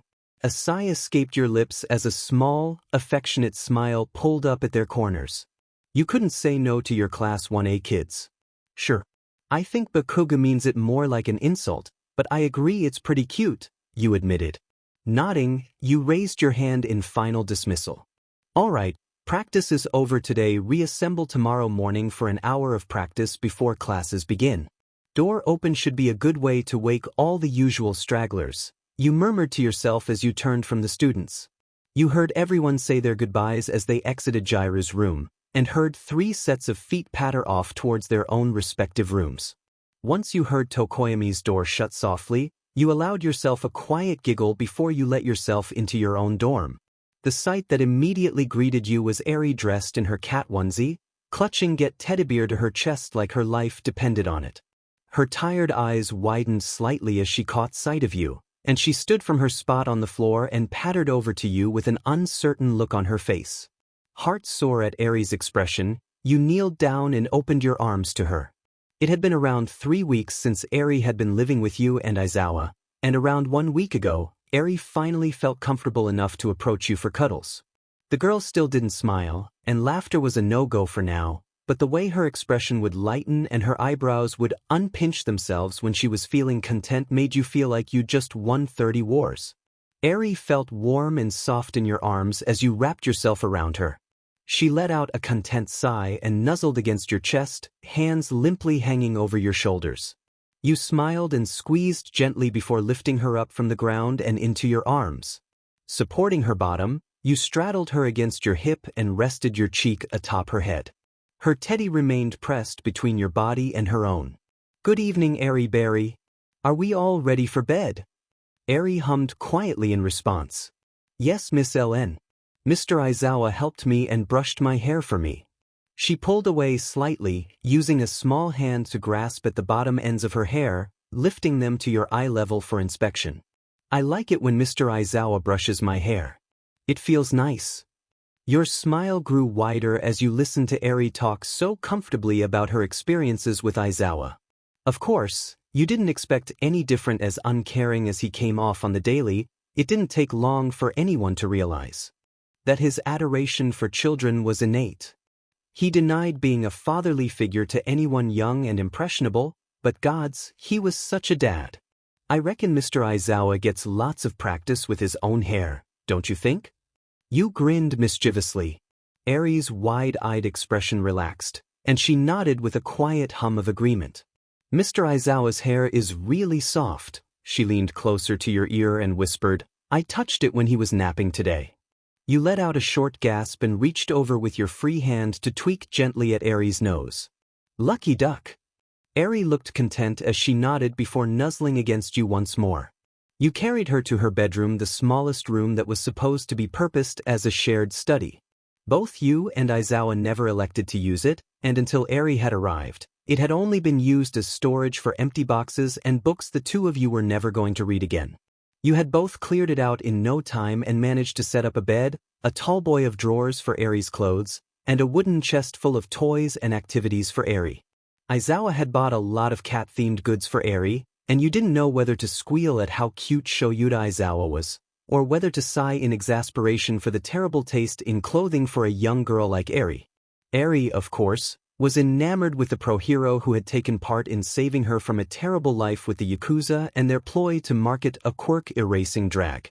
She had no complaints about anything Aizawa did. You couldn't believe such a beautiful girl could have gone through so much in her short life. You paused before her bed and leaned down to settle her on the soft covers. Eri scrambled out of your arms and gently lifted the covers before methodically slipping in, her grip firm on the arm of her teddy. She pulled the plush into her arms, against her chest, and blinked up at you as you pulled her covers up to her chin. Moving in slowly, you gave Eri time to turn away from you. She didn't, and you continued forward until you brushed your lips against her forehead. Good night, Eri Berry. Sweet dreams, and remember, if you feel scared, all you need to do is knock on our doors, okay? Eri nodded. Good night, Miss Ellen. Tell Mr. Aizawa I said good night too. He was on the phone when I went to say it, so I didn't want to bother him. Your expression softened further at Eri's hesitance. You nodded and brushed her bangs away from her eyes. Okay, sweetie. I'll let him know. Night. You left Eri's room after one final look at her to ensure that she had shut her eyes and was on the way to dreamland. Eri hadn't had a nightmare in 5 nights now, and you were hoping that she could have another peaceful night's rest. Aizawa had refused to tell you exactly what had happened to Eri for her scarring to be so bad, and you feared asking Eri in case she shut down at the mention of it. Whatever it was, it must have been bad. You decided to be patient and simply wait until Aizawa was ready to tell you exactly why Eri had to be saved. You knew they were using her quirk to manufacture quirk-erasing drags and weapons, but the exact mechanism underlying the manufacture was still unknown to you. If the scarring had anything to do with the process thought, you shuddered and internally screamed at yourself to think about anything else other than the suffering Eri most likely had been through until she'd been saved. Thinking about it and catastrophizing it wouldn't be doing anyone any favors anytime soon. Eri needed a positive female role model in her life, and you were determined to do your best to fill that role. You weren't sure why, but rather than going to your own room, you raised your hand into a fist and knocked quietly on Aizawa's door. With everything that had happened, you hadn't had the chance to simply catch up with your roommate. It wasn't like you were both too talkative towards each other outside your role of being the student's dorm caretaker and their substitute teacher, and their in-home counselor, and Eri's unwitting secondary carer. Okay, so you both shared a lot of responsibilities together. That still didn't mean you got to talk to each other very much. You'd barely pulled your hand from the door when Aizawa pulled it open. He crossed his arms and nodded in greeting. Evening. Eri's gone to bed? You nodded, feeling a little stupid standing outside Aizawa's door. There wasn't really anything to say to him. Nothing that would be worth his while anyways. She said, to tell you good night. You were on the phone when she tried to earlier, so, you trailed off, feeling awkward as his intense onyx gaze bore down into your own tired eyes. I was on the phone with the social workers. The court process is a little complicated because there's no trace of Eri's next of kin anywhere. If push comes to shove, she's going to have to go to a foster home. Your jaw dropped in horror. You didn't want Eri to go anywhere. You'd blissfully forgotten that it was even a possibility. Foster home? But her quirk? And her history? We can't just send her off packing. She's barely comfortable with us. Aizawa sighed and unfolded his arms, tilting his head to signal you into his room. Shut the door. I don't want Eri to make any assumptions on the basis of what she may or may not hear of this conversation, he called over his shoulder, turning to you as he sat on the edge of his bed. You shut the door as he requested, and internally snickered as you realized that you were a girl in a boy's room after curfew. Oh, how scandalous. As you turned to face Aizawa, a few things along the lines of being in a man's room in the evening had dawned on you. The man sitting on the bed, one Shoyuta Aizawa, was wearing a black tank top and loose-fitting gray sweatpants. His shoulders were much broader than you'd imagined, and the sculpt of his musculature was incredible. His arms were strong and sturdy, toned and bulky enough to be noticed, but not so much that they looked disproportionate. You could see the V shape of his toned torso, and the outline of his lithe abdominal muscles, And those sweatpants did nothing to hide those strong muscular thighs of his. It took every fiber of your self-control not to dart your tongue out and lick your lips in clear appreciation of the view. You deluded yourself into thinking that Shoyuta Aizawa was not your type ever since moving in with the scruffy-looking man for work purposes, but that clearly was not the case. Especially not so when you found your hand inching itself down the waistband of your panties, with the thought of your roommate caging you against your mattress from above, smirk set surely on his face, and his eyes roaming your every expression as he played your desired like a fiddle. You were a little flustered when it came to Shoyuta Aizawa. Seeing him be so good with kids just cemented your place in what you dubbed Shoyuta Aizawa hell. Hell had never felt so damn good though, and you were keen to experience more.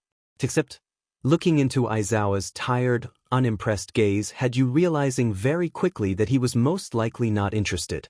Sure, Yamada had hinted that perhaps Aizawa was making an effort to be friendly towards you, but that was surely because you both lived together. It would be terrible to live with someone who you couldn't stand. He was just being decent because he didn't want to make you feel awkward or unwelcome in your own home, at least that was your reasoning for the out-of-his-way niceties. YN. You were startled from your chaotic thoughts as his voice sounded your name out tentatively. You blinked at him and noted the concerned look on his face. Gods, he needed to stop that. He needed to stop all of that. Wait. Your cheeks heated as you belatedly realized that he'd pulled his hair into a loose ponytail at the base of his neck. He looked so good, it should have been illegal to look so good being all scruffy. Sorry. Just, lost in my thoughts. You stumbled over your words, twiddling your thumbs as you stood before him guiltily. He frowned at you and patted the space next to him with an open palm. Sit. I'm not going to bite, you know. At the invitation, you nodded and stiffly sat yourself down, back straight and soles of your feet solidly pressed against the wooden floor. You felt Aizawa's gaze on you, and for the sake of not being weirder than you already were, you turned to him and tried your best to look attentively into his eyes. Yeah, so about Eri? Aizawa narrowed his bloodshot eyes at you and shook his head, turning his body so he was facing you head-on. Before Eri, I've got something to ask you. Your heart stopped at his words. What was he going to ask? Did you do something wrong? Were you being too weird? Was he going to tell you to leave him alone? To not talk to him because you were so dim and annoying? What is it? Your voice came out in a choked whisper, and you hated yourself for sounding so scared. Aizawa clearly heard the fear in your voice and his expression immediately softened. I told you I'm not going to bite. Calm down. Do I really bother you that much? You blinked at him. Your mouth mayhappen opened up a little in a gape of shock, but you couldn't be sure. That wasn't what you had been expecting. Was that the question? Aizawa turned his gaze away from you and coughed gruffly. Yeah. You're just nervous around me. It doesn't take a genius to see that much. I just wanted to know because if you are feeling uncomfortable, we can always apply for a staff transfer between dorms. I don't want you to feel chained somewhere you don't want to be. Horror bubbled up in your stomach as Aizawa continued to speak in that pragmatic, logical tone of his. Oh? Hell no. You didn't want to go anywhere. Aizawa Shoyuta, no, that's not it at all.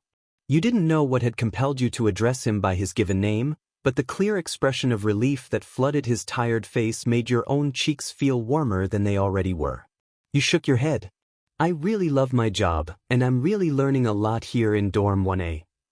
And the added responsibility with Eri, Aizawa sighed, rubbing the back of his neck as he looked at you again. It's not what you signed up for. If you're not feeling up to it, I could make other arrangements. No. You quickly interrupted his train of thought, shaking your head imploringly. No way. Eri is the sweetest little girl, and it's an honor to be her mother figure. The words left your mouth before you could make sense of them.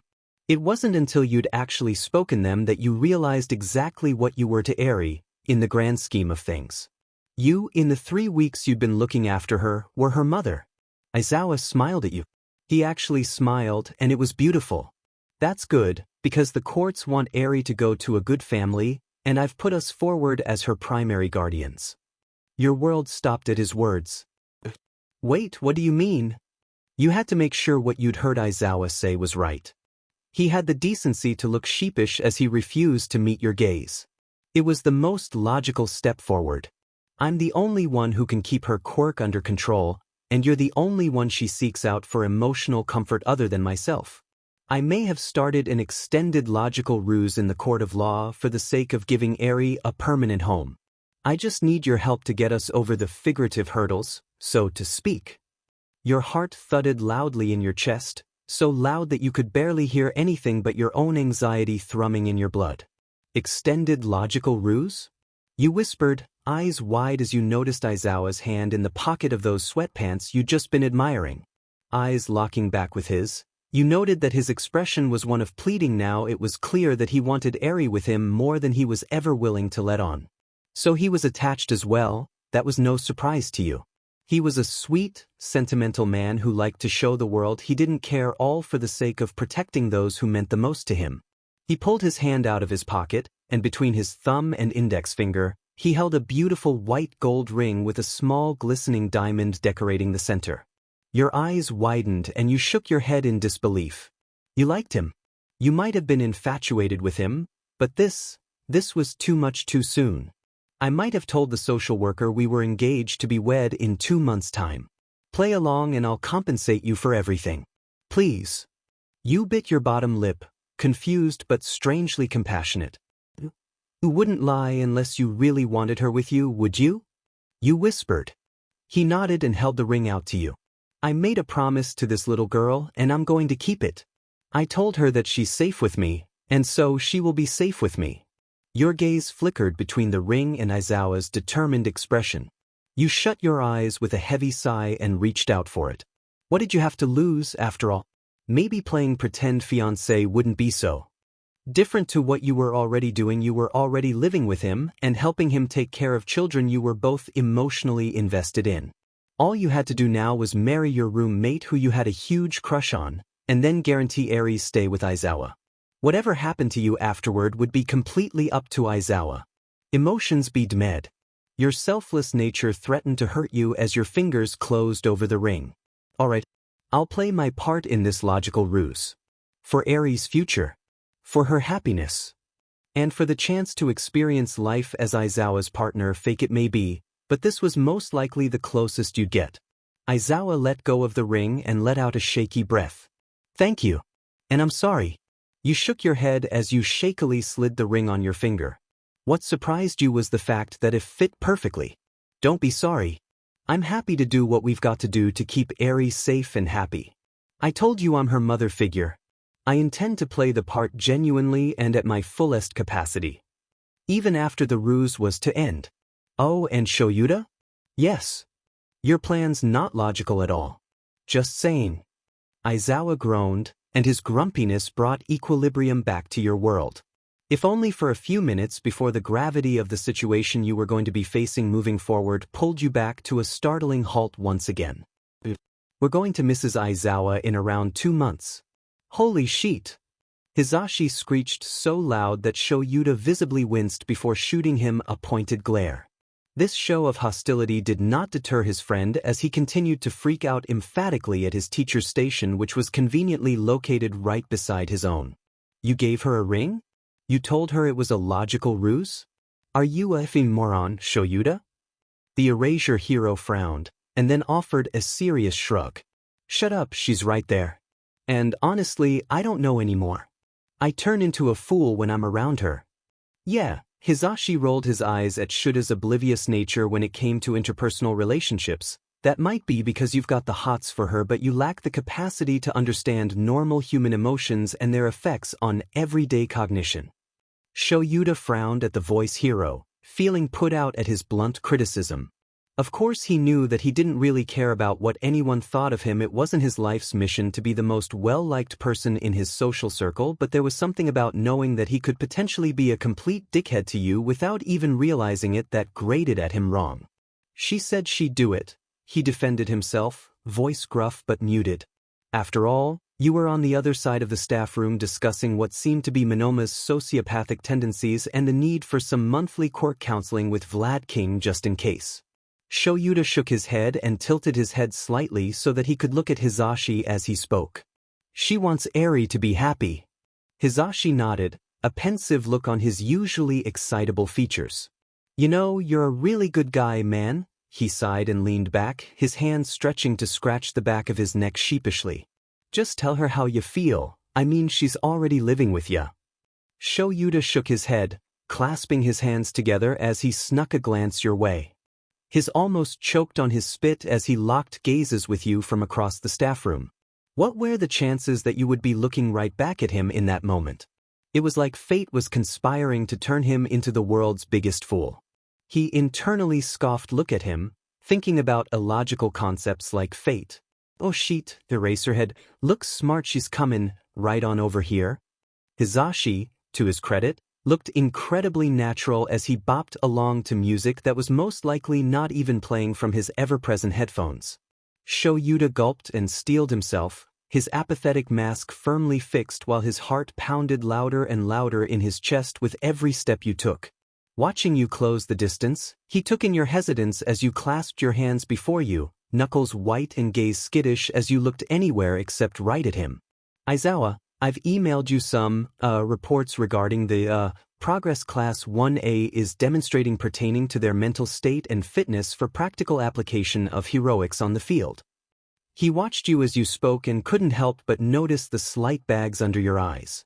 He frowned and sat up a little straighter. He didn't fail to notice the way you stiffened further at his sudden movement. Honestly, he was definite now that you were truly scared of him. That very thought left an extremely sour taste in his mouth. "Did you, get to have a look at them?" He shook his head silently, eyes still on yours as he watched you react. Your eyes widened, and then you blinked rapidly before smiling stiffly. "Oh, of course. There's no rush or anything, just, take a look when you can, or something, I don't know." "Thanks, YN." Shoyuta hoped he sounded as thankful as he felt.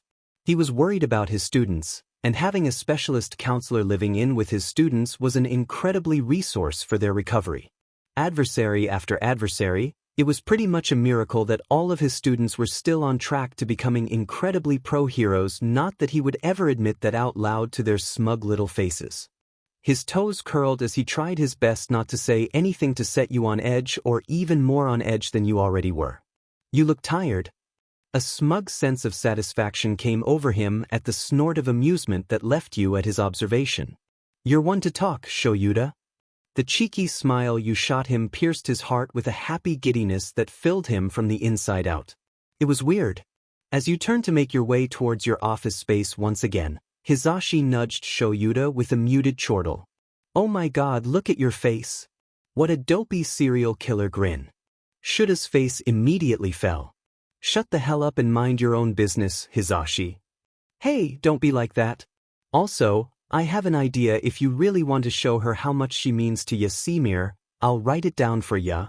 Curious and a little desperate, Shoyuta looked over at his friend's notepad as he scrawled down instructions in his surprisingly neat script.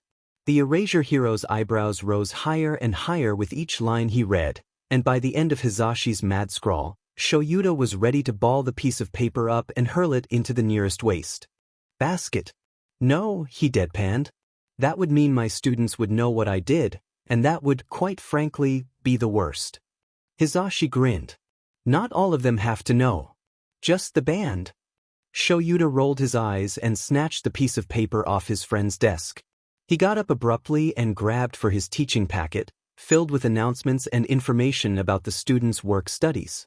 Just before he whisked himself off towards class, Shoyuta paused and turned to his friend briefly, a look of uncertainty on his usually haggard face. "Do women really like this kind of thing?" Hizashi glanced up at Shoyuta and grinned encouragingly.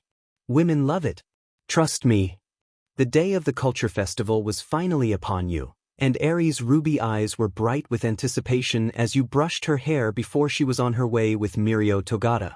A pang of anguish clenched at your heart as you thought about the promising young hero who had worked so hard throughout his time at you, only to have his powers erased, saving the little girl who grew to mean so much to everyone who she'd met so far. Togata was one of the students who was actively involved in looking after Eri throughout the day around campus, alongside the Udata teachers and Midoriya. Eri always seemed to enjoy her time with both Togata and Midoriya, and got along well with the teachers she was left with at times when both you and Aizawa couldn't watch her due to other work commitments. Eri was particularly enraptured with the rescue hero, 13.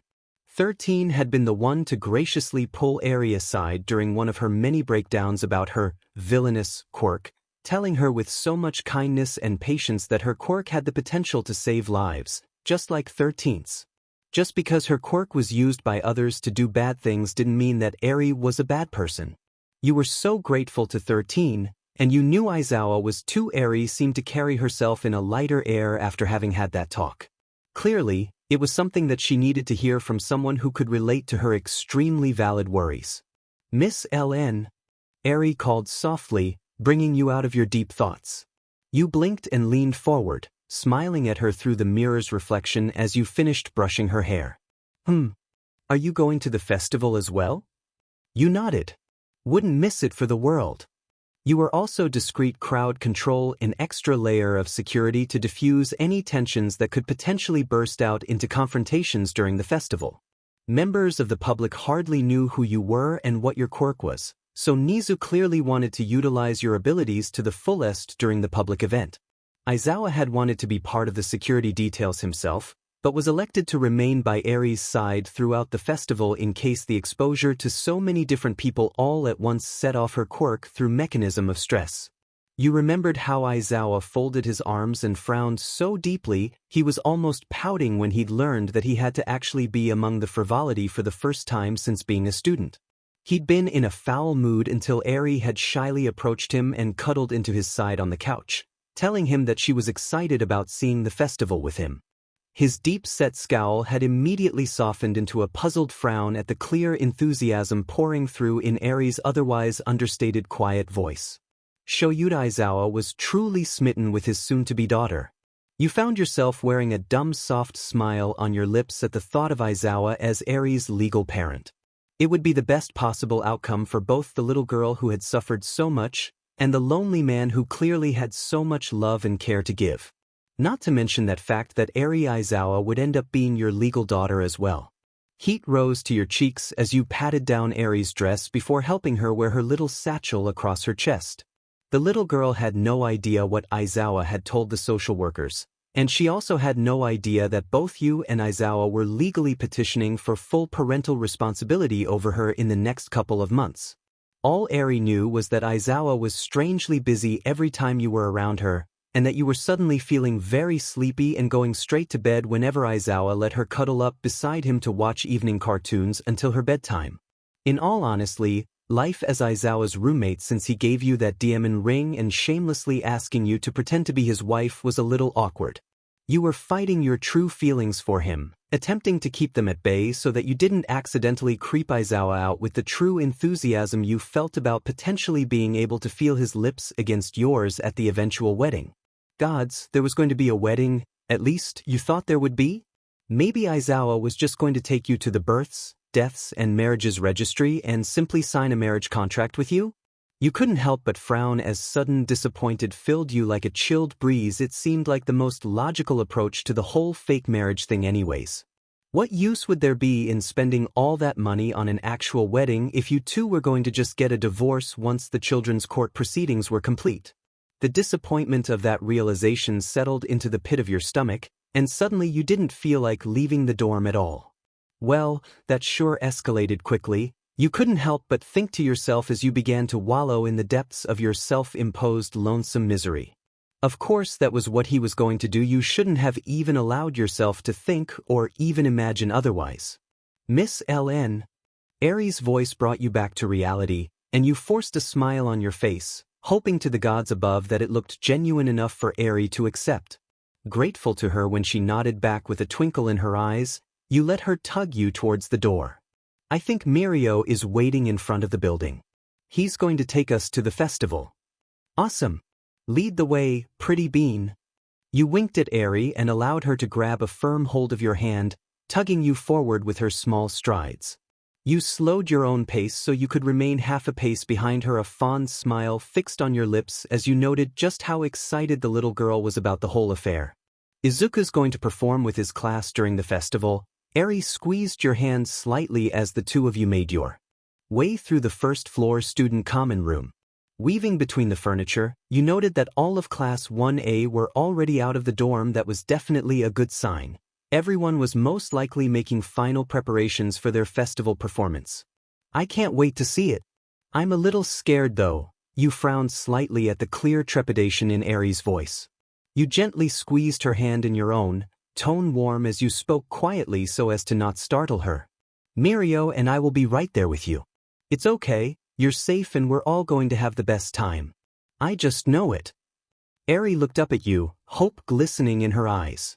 She blinked. Mr. Aizawa too? A warm smile spread its way over your expression and you nodded. Mr. Aizawa especially. You know why? Eri shook her head, eyes wide in clear curiosity. Honestly, she was too precious. You grinned and winked at her. Because he gets to see the festival with you for the first time ever. This is ridiculous and I cannot believe I'm letting you guys do this.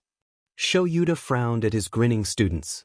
The musical instruments they all held in their grasps looked like weapons of war, and he didn't like the knowing glint in Bakuga's eyes as he beat at his drums during their final practice. Hizashi waved the Erasure hero off with a dismissive gesture.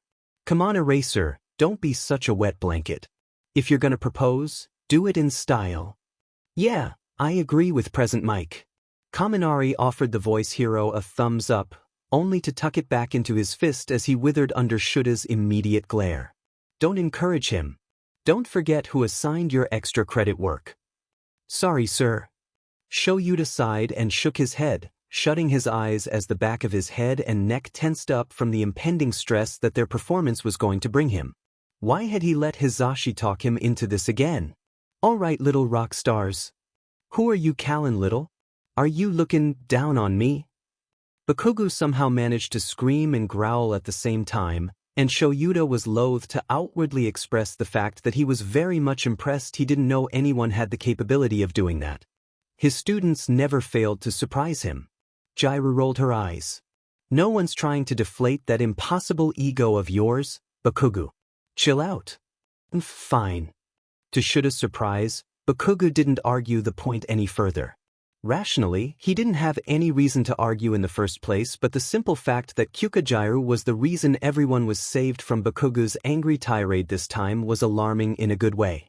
Looked like someone had a little crush.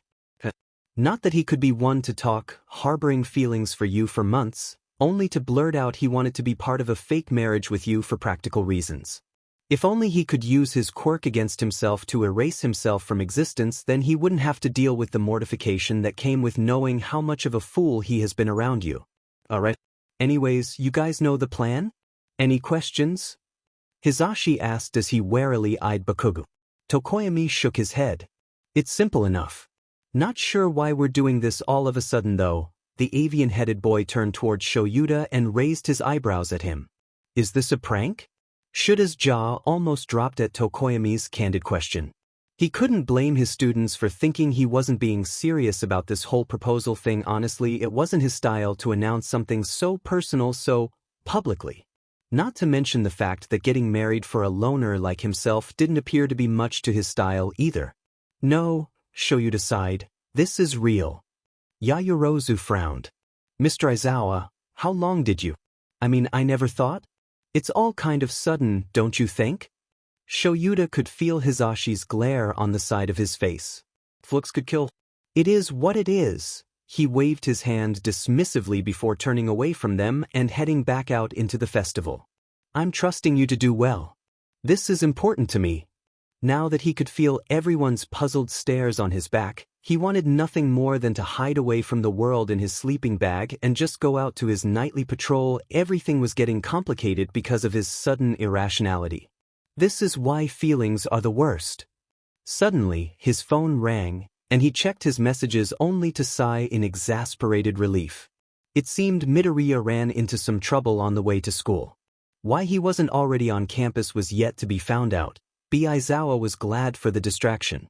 Hero work was what he was good at, and if there was a security alert for the outer grounds of the campus, then he would gladly volunteer to be back up if only to bring back some semblance of normal into his life. You and Eri ended up meeting up with Aizawa just before Class 1, as performance was to start. Eri had started to get antsy and was constantly asking you when Aizawa was going to make an appearance. Her cotton candy stick was drooping dangerously as the sugar began to lose its fluffiness, clumping together and losing its soft form. The poor girl refused to see anything until Aizawa arrived, and as time drew on by, your patience with the man began to wane. Sure, you were attracted him, but he was letting a little girl down, and though you didn't know the reason why, he could have sent a message or something to let you know what was going on so that you could tell the disappointed girl.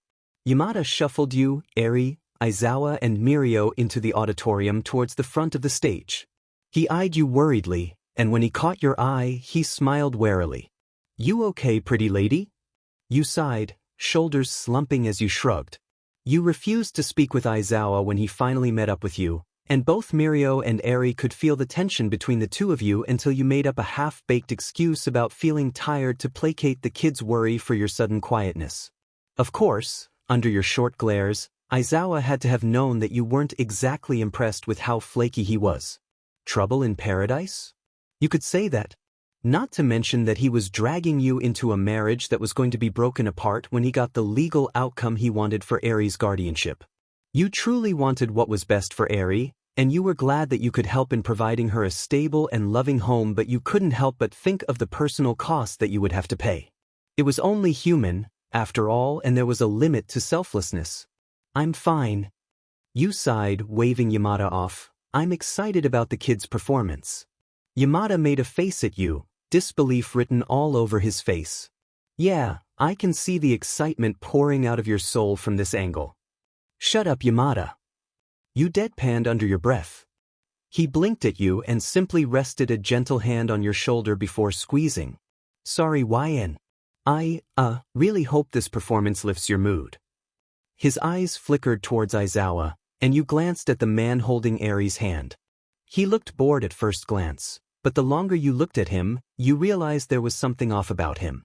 His tired, red-rimmed eyes were fixated on the stage, and he seemed to hold himself as stiff as a board as opposed to his usual relaxed slouch. He didn't seem excited about the performance. You huffed out of your nose, still annoyed at him, and turned back to the stage. He could be a total wet blanket if he wanted to be. You were going to watch your kids do their best, and you were going to cheer them on as hard as you could. They put in a lot of effort into the culture festival performance, and you wanted them to know that you were there watching and appreciating all their efforts. Someone had to, after all, and it didn't seem like Aizawa was about to. Why did you find him attractive again? "YN, will you marry me?" Shoyuta eyed the obnoxious banner that unfurled itself after his students finished their flashy, yet somehow endearingly clumsy, dance routine. The band began to play a soft rendition of "Runaway" by the Corrs, and there the special effects crew of Class 1A had the gall to point a spotlight over you and himself as the whole spectacle started. Oh, now he really wished that his quirk was teleportation, because he was so damn embarrassed in that moment that he wanted to get the haul out from the situation Hizashi had assured him wouldn't be as bad as it felt. Bakugu was smirking from his place at the drums, and Midoriya's eyes were filled to the brim with tears. The rest of his students were looking at him from the stage with wide, expectant eyes like they wanted this as much as he did, except they actually had the emotional aptitude to express what they wanted even if it was through their expressions. The only thing that kept him rooted to the spot was Eri's hand clutching onto his capture weapon and somehow Nemuri, Tashinori and Hizashi were all standing at the exit of the auditorium with stern looks on their faces. Shoyuta internally blanched, since when was All Might in on this whole ordeal? Hizashi probably ran his mouth again about his personal business. Idiot. The whole auditorium was silent. And then, "Diamen, that idiot child," Minoma spoke up loudly. "Did she say no?" "I can't see." Shoyuta heard the telltale thud of Kendo chopping him on the back of his head and took solace in imagining the boy crumpling to the ground from the impact. Good, he deserved it. "Shut up, Minoma. Way to ruin the moment." She hissed loudly. She was his new favorite confirmed. He heard you stutter beside him. Gathering his courage, he turned to you to see your reaction, and he wasn't quite sure what to make of your stiffness. Was that anger? Or maybe it was embarrassment. YN. Shoyuta couldn't help but mumble your name. "I suppose I thought this would be a good idea after speaking with Hizashi, but I don't think you're appreciating this proposal as much as he said you would. Your eyes met his, and suddenly he felt like you were the one with an erasure quirk. With one look, devastated and hurt, you wiped out all the good feelings that lingered in his body. Gods, he shouldn't have listened to Hisashi. Is this a joke to you, Eraserhead? Shoyuta winced. You were using his hero name.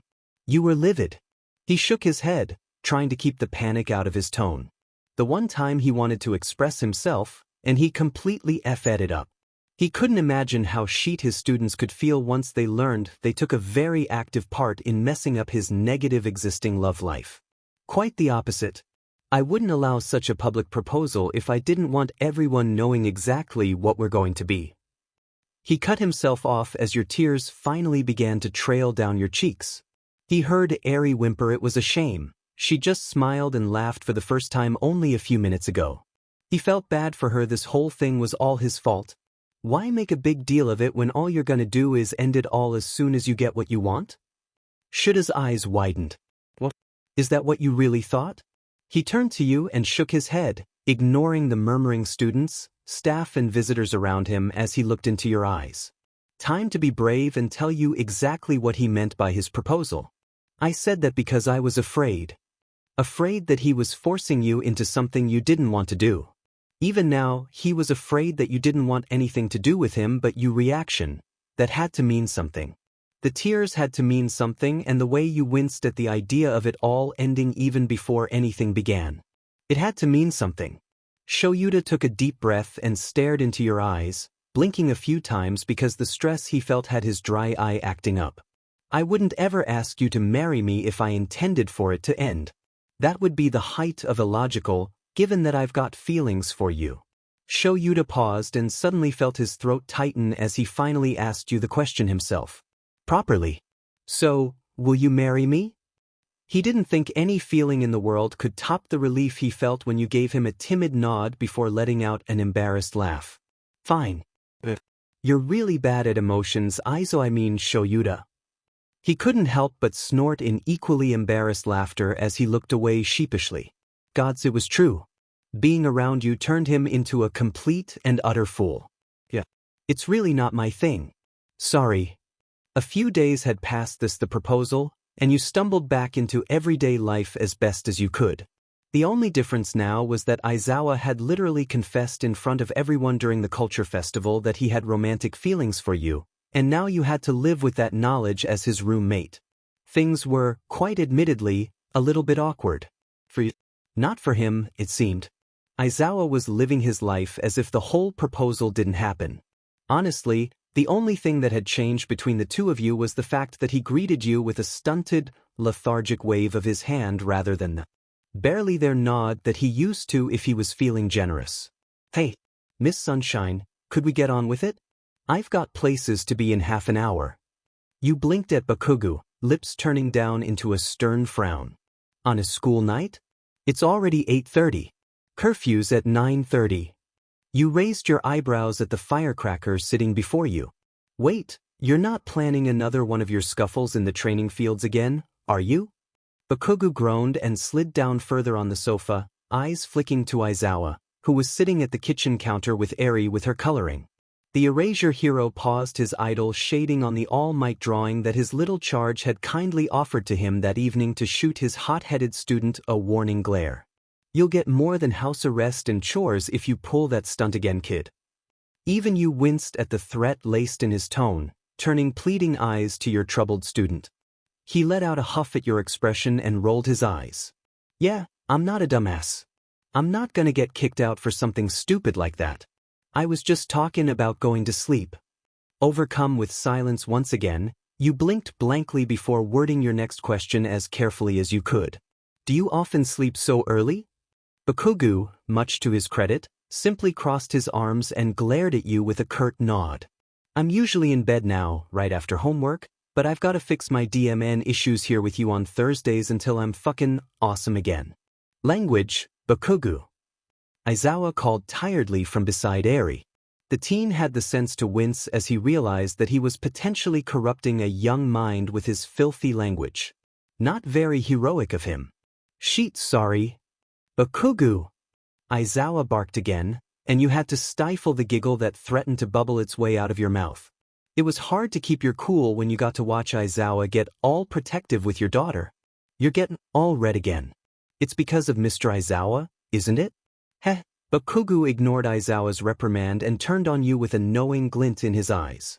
Look, I don't care about all your romance stuff. He glanced at Eri's back, which was currently hunched over her coloring, blissfully uncaring of the conversation happening behind her. But I'm pretty sure you're gonna have to explain to her exactly where babies come from at the rate you two are going, heh? But Kugu! Both you and Aizawa sounded absolutely scandalized, and Bakugu looked much too pleased with himself. You made a mental note to yourself to hold the sessions somewhere your perceptive student wouldn't notice you going all gooey for your soon-to-be husband. Ashido's gaze lingered on your back as you stood in the kitchen preparing lunch on Saturday. She ushered Uraraka and Hagakure towards her with a silent hand gesture and wrapped her arms around her friend's shoulders. Something's weird about those two, Ashido whispered. When did they even start dating? Hagakure let out a quiet giggle. Well, they do live together. Mr. Aizawa doesn't seem the dating type, so maybe they just do cute movie nights or something in their dorm. That doesn't make sense. Uraraka frowned and shook her head as she pondered the nature of their dorm supervisor's relationship. Mr. Aizawa's got night patrols. Not since Eri moved in. Ashido grinned, bouncing slightly on the ball of her feet with the enthusiasm of knowing more than the others did. Hagakure's probably right. They're having secret dates. Uraraka giggled and nodded along with Ashido, the pink student's enthusiasm spreading around the small gossip circle. You reckon they've kissed and stuff? All three girls let out a gasp, their eyes glued to your back as you worked on lunch, completely unaware of their scheming. The thought of Mr. Aizawa kissing anyone was enough to render the girls speechless for a few seconds. Ashido broke the silence with a slight grimace. Reckon he kisses her with all that scruff? If he does, I wonder if Miss LN likes it? Hagakure squeaked loudly, and both Uraraka and Ashido threw their hands over her mouth, or where they thought her mouth was, to quieten her urgently. Shoo, not so loud. Ashido, you're having way too much fun. Don't you have studying to do? It was Ashido's turn to squeak as Mr. Aizawa materialized behind the three girls seemingly out of nowhere. The girls turned their timid gazes up to their teacher, and allowed themselves a good look at him up close as he stood slouched before them with his hands deep in his pockets, and his face impassive as always. All three couldn't fathom how you were attracted to their homeroom teacher. It's Saturday though? Ashido appealed. Uraraka and Hagakure hummed in agreement, supporting their friend's argument. And it's almost time for lunch. Hagakure piped up. Aizawa turned his gaze to the invisible girl and sighed. Fine, but at least go help YN with lunch if you've got time to gossip about our relationship. The three girls set off with deep blushes of shame on their cheeks to help you out, unequivocally caught out by their teacher for discussing the ins and outs of his love life. Ashido pouted as she helped you set the table, passing by Uraraka and Hagakure in the kitchen as she uttered under her breath. I'm telling you, something's weird about these two. They don't act like a normal couple. Uraraka shrugged as she passed Ashido the large bowl of garden salad she was holding. Well, Mr. Aizawa's not a normal guy when you really think about it. And love works in weird ways. I'm just happy that they're happy. Ashido's shoulders relaxed as she glanced at you and noticed you're humming cheerily to yourself as you completed the lunch preparations. She smiled and mirrored Uraraka's shrug. Yeah, guess you're right. Hagakure, you want to test your stealth skills out tonight? Hagakure squeaked again and cheered in affirmation. Yes. Tell me what you want to know. I'll get that good gossip for ya, promise. I hate you. Stop calling me. Shoyuta moved to hang up the phone, only to wince at the static-ridden feedback that came through the speaker alongside Hizashi's loud whining. Come on, man, you know I only did that to help you. It's been like a week now since that went down. It's old news now. Everyone's talking about All Might and the huge but coffee stain he's got on the crotch of his suit pants now. Chill out, man. Shoyuta sighed and pinched the bridge of his nose lightly, trying to will away the impending headache that usually came out of conversations with his best friend. Why was Hizashi his best friend again? He really couldn't think of a good reason in that moment. The hell do you want, Zashi? Details. The erasure hero frowned. What details? Hizashi let out a weird laugh on the other end of the line, and Shoyuta just knew that the man was about to ask something stupid. Did you kiss her? He rolled his eyes before Hizashi even finished asking the question. None of your business. So you didn't? Shame. He could hear the frown in the voice hero's words. You're engaged to her, you're living with her, and you're obviously in love with her, so you gotta kiss her sometime soon. I didn't know kissing someone was time sensitive. I would have planned the progression of our relationship better if I had known. Shoyuta deadpanned, slouching further down on his office chair. He sat tucked away in his dark room with the door closed, not hiding, but simply biding his time. Okay, so he was hiding. Was it really that shameful to admit he was hiding from the fiancée he hadn't even kissed yet? He wanted to, gods, the thought of your lips pressed gently against his tortured him even on his best days. But he didn't know how to go about it. He couldn't just grab you and smash his lips against yours. That would most likely startle you beyond repair.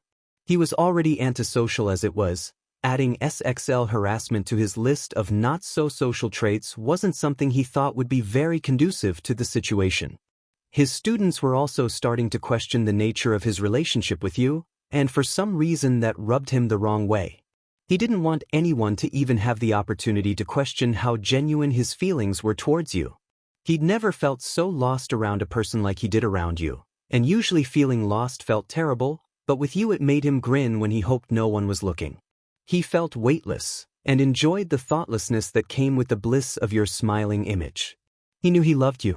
His mind was fighting the whole notion day in, day out. How could he be in love with you after only knowing you for a few months? Still, he couldn't deny the way his heart pumped like crazy whenever you were near. That, and the fact that you saying yes to his stupid public proposal was officially in the books as the happiest day of his life. But of course, he didn't show it. So no one knew. Shoyuta, where are you right now? In my room, Shoyuta droned. And where's YN? In her room, probably. Hizashi groaned, and Shoyuta just knew that he was rolling his eyes in exasperation. Isn't Eri having a sleepover with your class out in the student common room?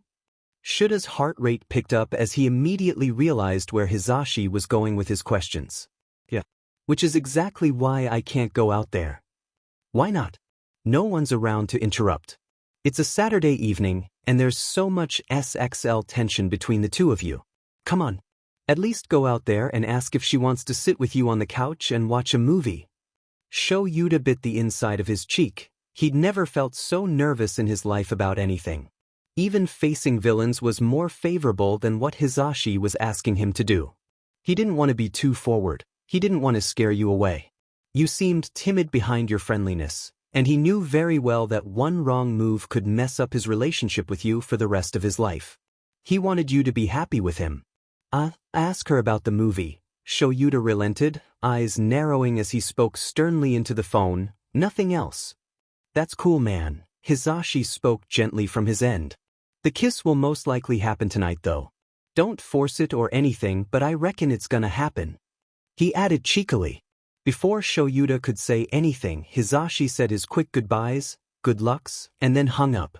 The erasure hero was left staring at his phone with an incredulous look on his face.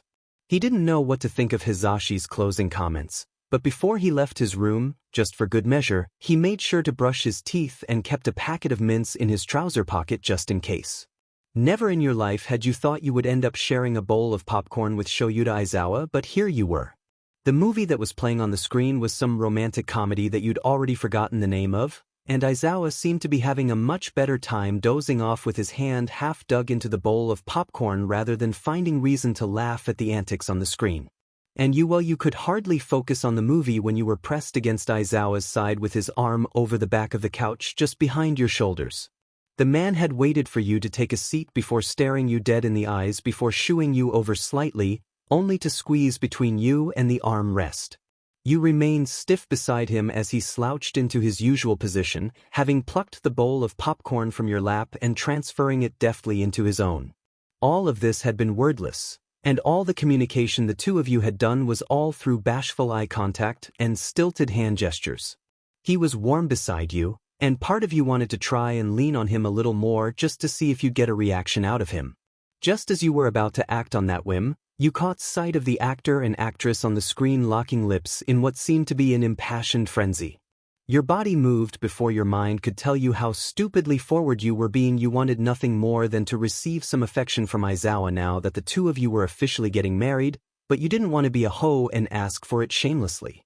Still, it seemed the fates were not on your side, and just as the steamy makeout session on screen was getting even hotter, you had finished leaning your body weight against Aizawa's side. Your cheeks were so hot they were surely close to combusting, and you willed yourself to keep your eyes locked to the screen even though the couple making out there was only serving to get you hot in places other than your cheeks. "They're really going for it," Aizawa mumbled beside you, but his voice sounded deeper as you heard it straight from his chest. You gulped and nodded. "Why, looks like he's eating her face." "Well, she looks just as ravenous, and the amount of tongue she's using is not necessary at all." Aizawa's colloquial tone had you smiling despite your growing embarrassment. "And just because they're stuck in an elevator now doesn't mean they're not in a public place. Those two should keep their clothes on." "Agreed." You nodded, reaching for popcorn to try and come off as chill and normal. "And, didn't they just come back from having dinner? Did anyone even pop a mint?" You popped a piece of popcorn in your mouth as you said this, chewing as you mulled over the scene playing on the screen. It's like they're trying to taste each other's dinners all over again. "You, disgusting." You felt Aizawa shudder under you, and you couldn't help but giggle. "I'd at least be a little more considerate." And then you darn goofed. You kiss and stuff?" You floundered to continue the conversation, and assessed that you were doing a very bad job of it. You made it sound like Aizawa either wasn't desirable enough to have kissed anyone before, or that you were just too much of an idiot to function in the realms of reality. You seem to know a lot about it." You justified your questions lamely. He was quiet beside you for a bit, and you could just imagine telling Eri and the students tomorrow morning, bright and early on a Sunday, that their homeroom teacher decided you were too dumb to marry. But then he surprised you with what sounded like a choked laugh. "Not often, but I've kissed a few people. Not a big deal." And now you felt like a moron because you had never kissed anyone in your life, which was quite sad given you were well into your adult years. You hadn't had the time to date, always focused on your studies and work. Success over romance had always been your motto, and that may have been why you didn't know what your type of man was until you'd met and lived with Shoyuta Aizawa. You had been denying it for a while, but in all honesty, you had known he was the one since you'd set eyes on him properly for the first time during that staff meeting. "Yeah, not a big deal," you trailed off quietly, reaching for more popcorn to shove into your mouth before you said something idiotic again. However, your hand did that stupid cliché thing where it brushed against his fingers, and the contact had you freeze up immediately. You felt him stiffen slightly beside you, and you immediately tried to pull yourself away from him just to spare him the awkwardness of being around you for too long when you felt him hold you against him with the arm that had previously been resting on the back of the couch. "Where are you going? Movie's not over." His voice sounded steady, but his grip was a little too firm around you. Was he nervous as well? You blinked and nodded, settling back down, pulling your hand from the bowl.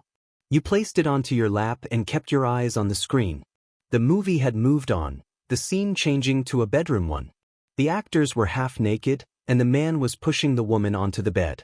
You couldn't look anymore, and you buried your face into the safest place you could find Aizawa's chest. His scent of inked paper and strangely fruity-scented coffee was so much stronger than you had ever experienced it before, but you didn't think you could ever feel overwhelmed by it. He felt comfortable, and you were grateful. Sure, you were embarrassed, but you still felt light. Being around Shoyuta Aizawa was in no way stressful. It was just new. "What's the rating on this stupid movie?" Aizawa, for the first time you could ever recall in your presence, sounded incredibly flustered. You heard him curse under his breath as the sound cut out from the movie. You peeked over and found yourself relieved at the fact that the screen was completely blank. You pulled back from Aizawa slightly, but remained glued beside him because of his secured arm. "I should have checked that one." Hisashi said it was funny, so I just. Yamada. I should have known. I'll kill him. You mumbled, cheeks receding in heat now that the movie was safely off. Thanks for turning it off. Usually I'm not so jumpy about that kind of content, but it's different watching it with someone you want to do that stuff with. Your eyes widened, and this time he let you pull away from him so that you could survey him in full with all of your incredulity. Come again. You tried to clarify. He wouldn't look you in the eyes as he offered his clarification. If you weren't feeling so dim and embarrassed, you would have cooed at how cute Aizawa was being. So he had a boyish, clumsy side after all. I want to try that stuff with you. Not now, but when you're ready. And we've got all the time in the world, so don't feel stressed about it, but Hisashi said we should kiss at least, and I. You frowned. If Hisashi told you to jump off a bridge, would you do it? Aizawa mirrored your frown, looking affronted. Not at all. Then why rush into a kiss if you don't want to? But I do. You paused. You didn't know what to say to that.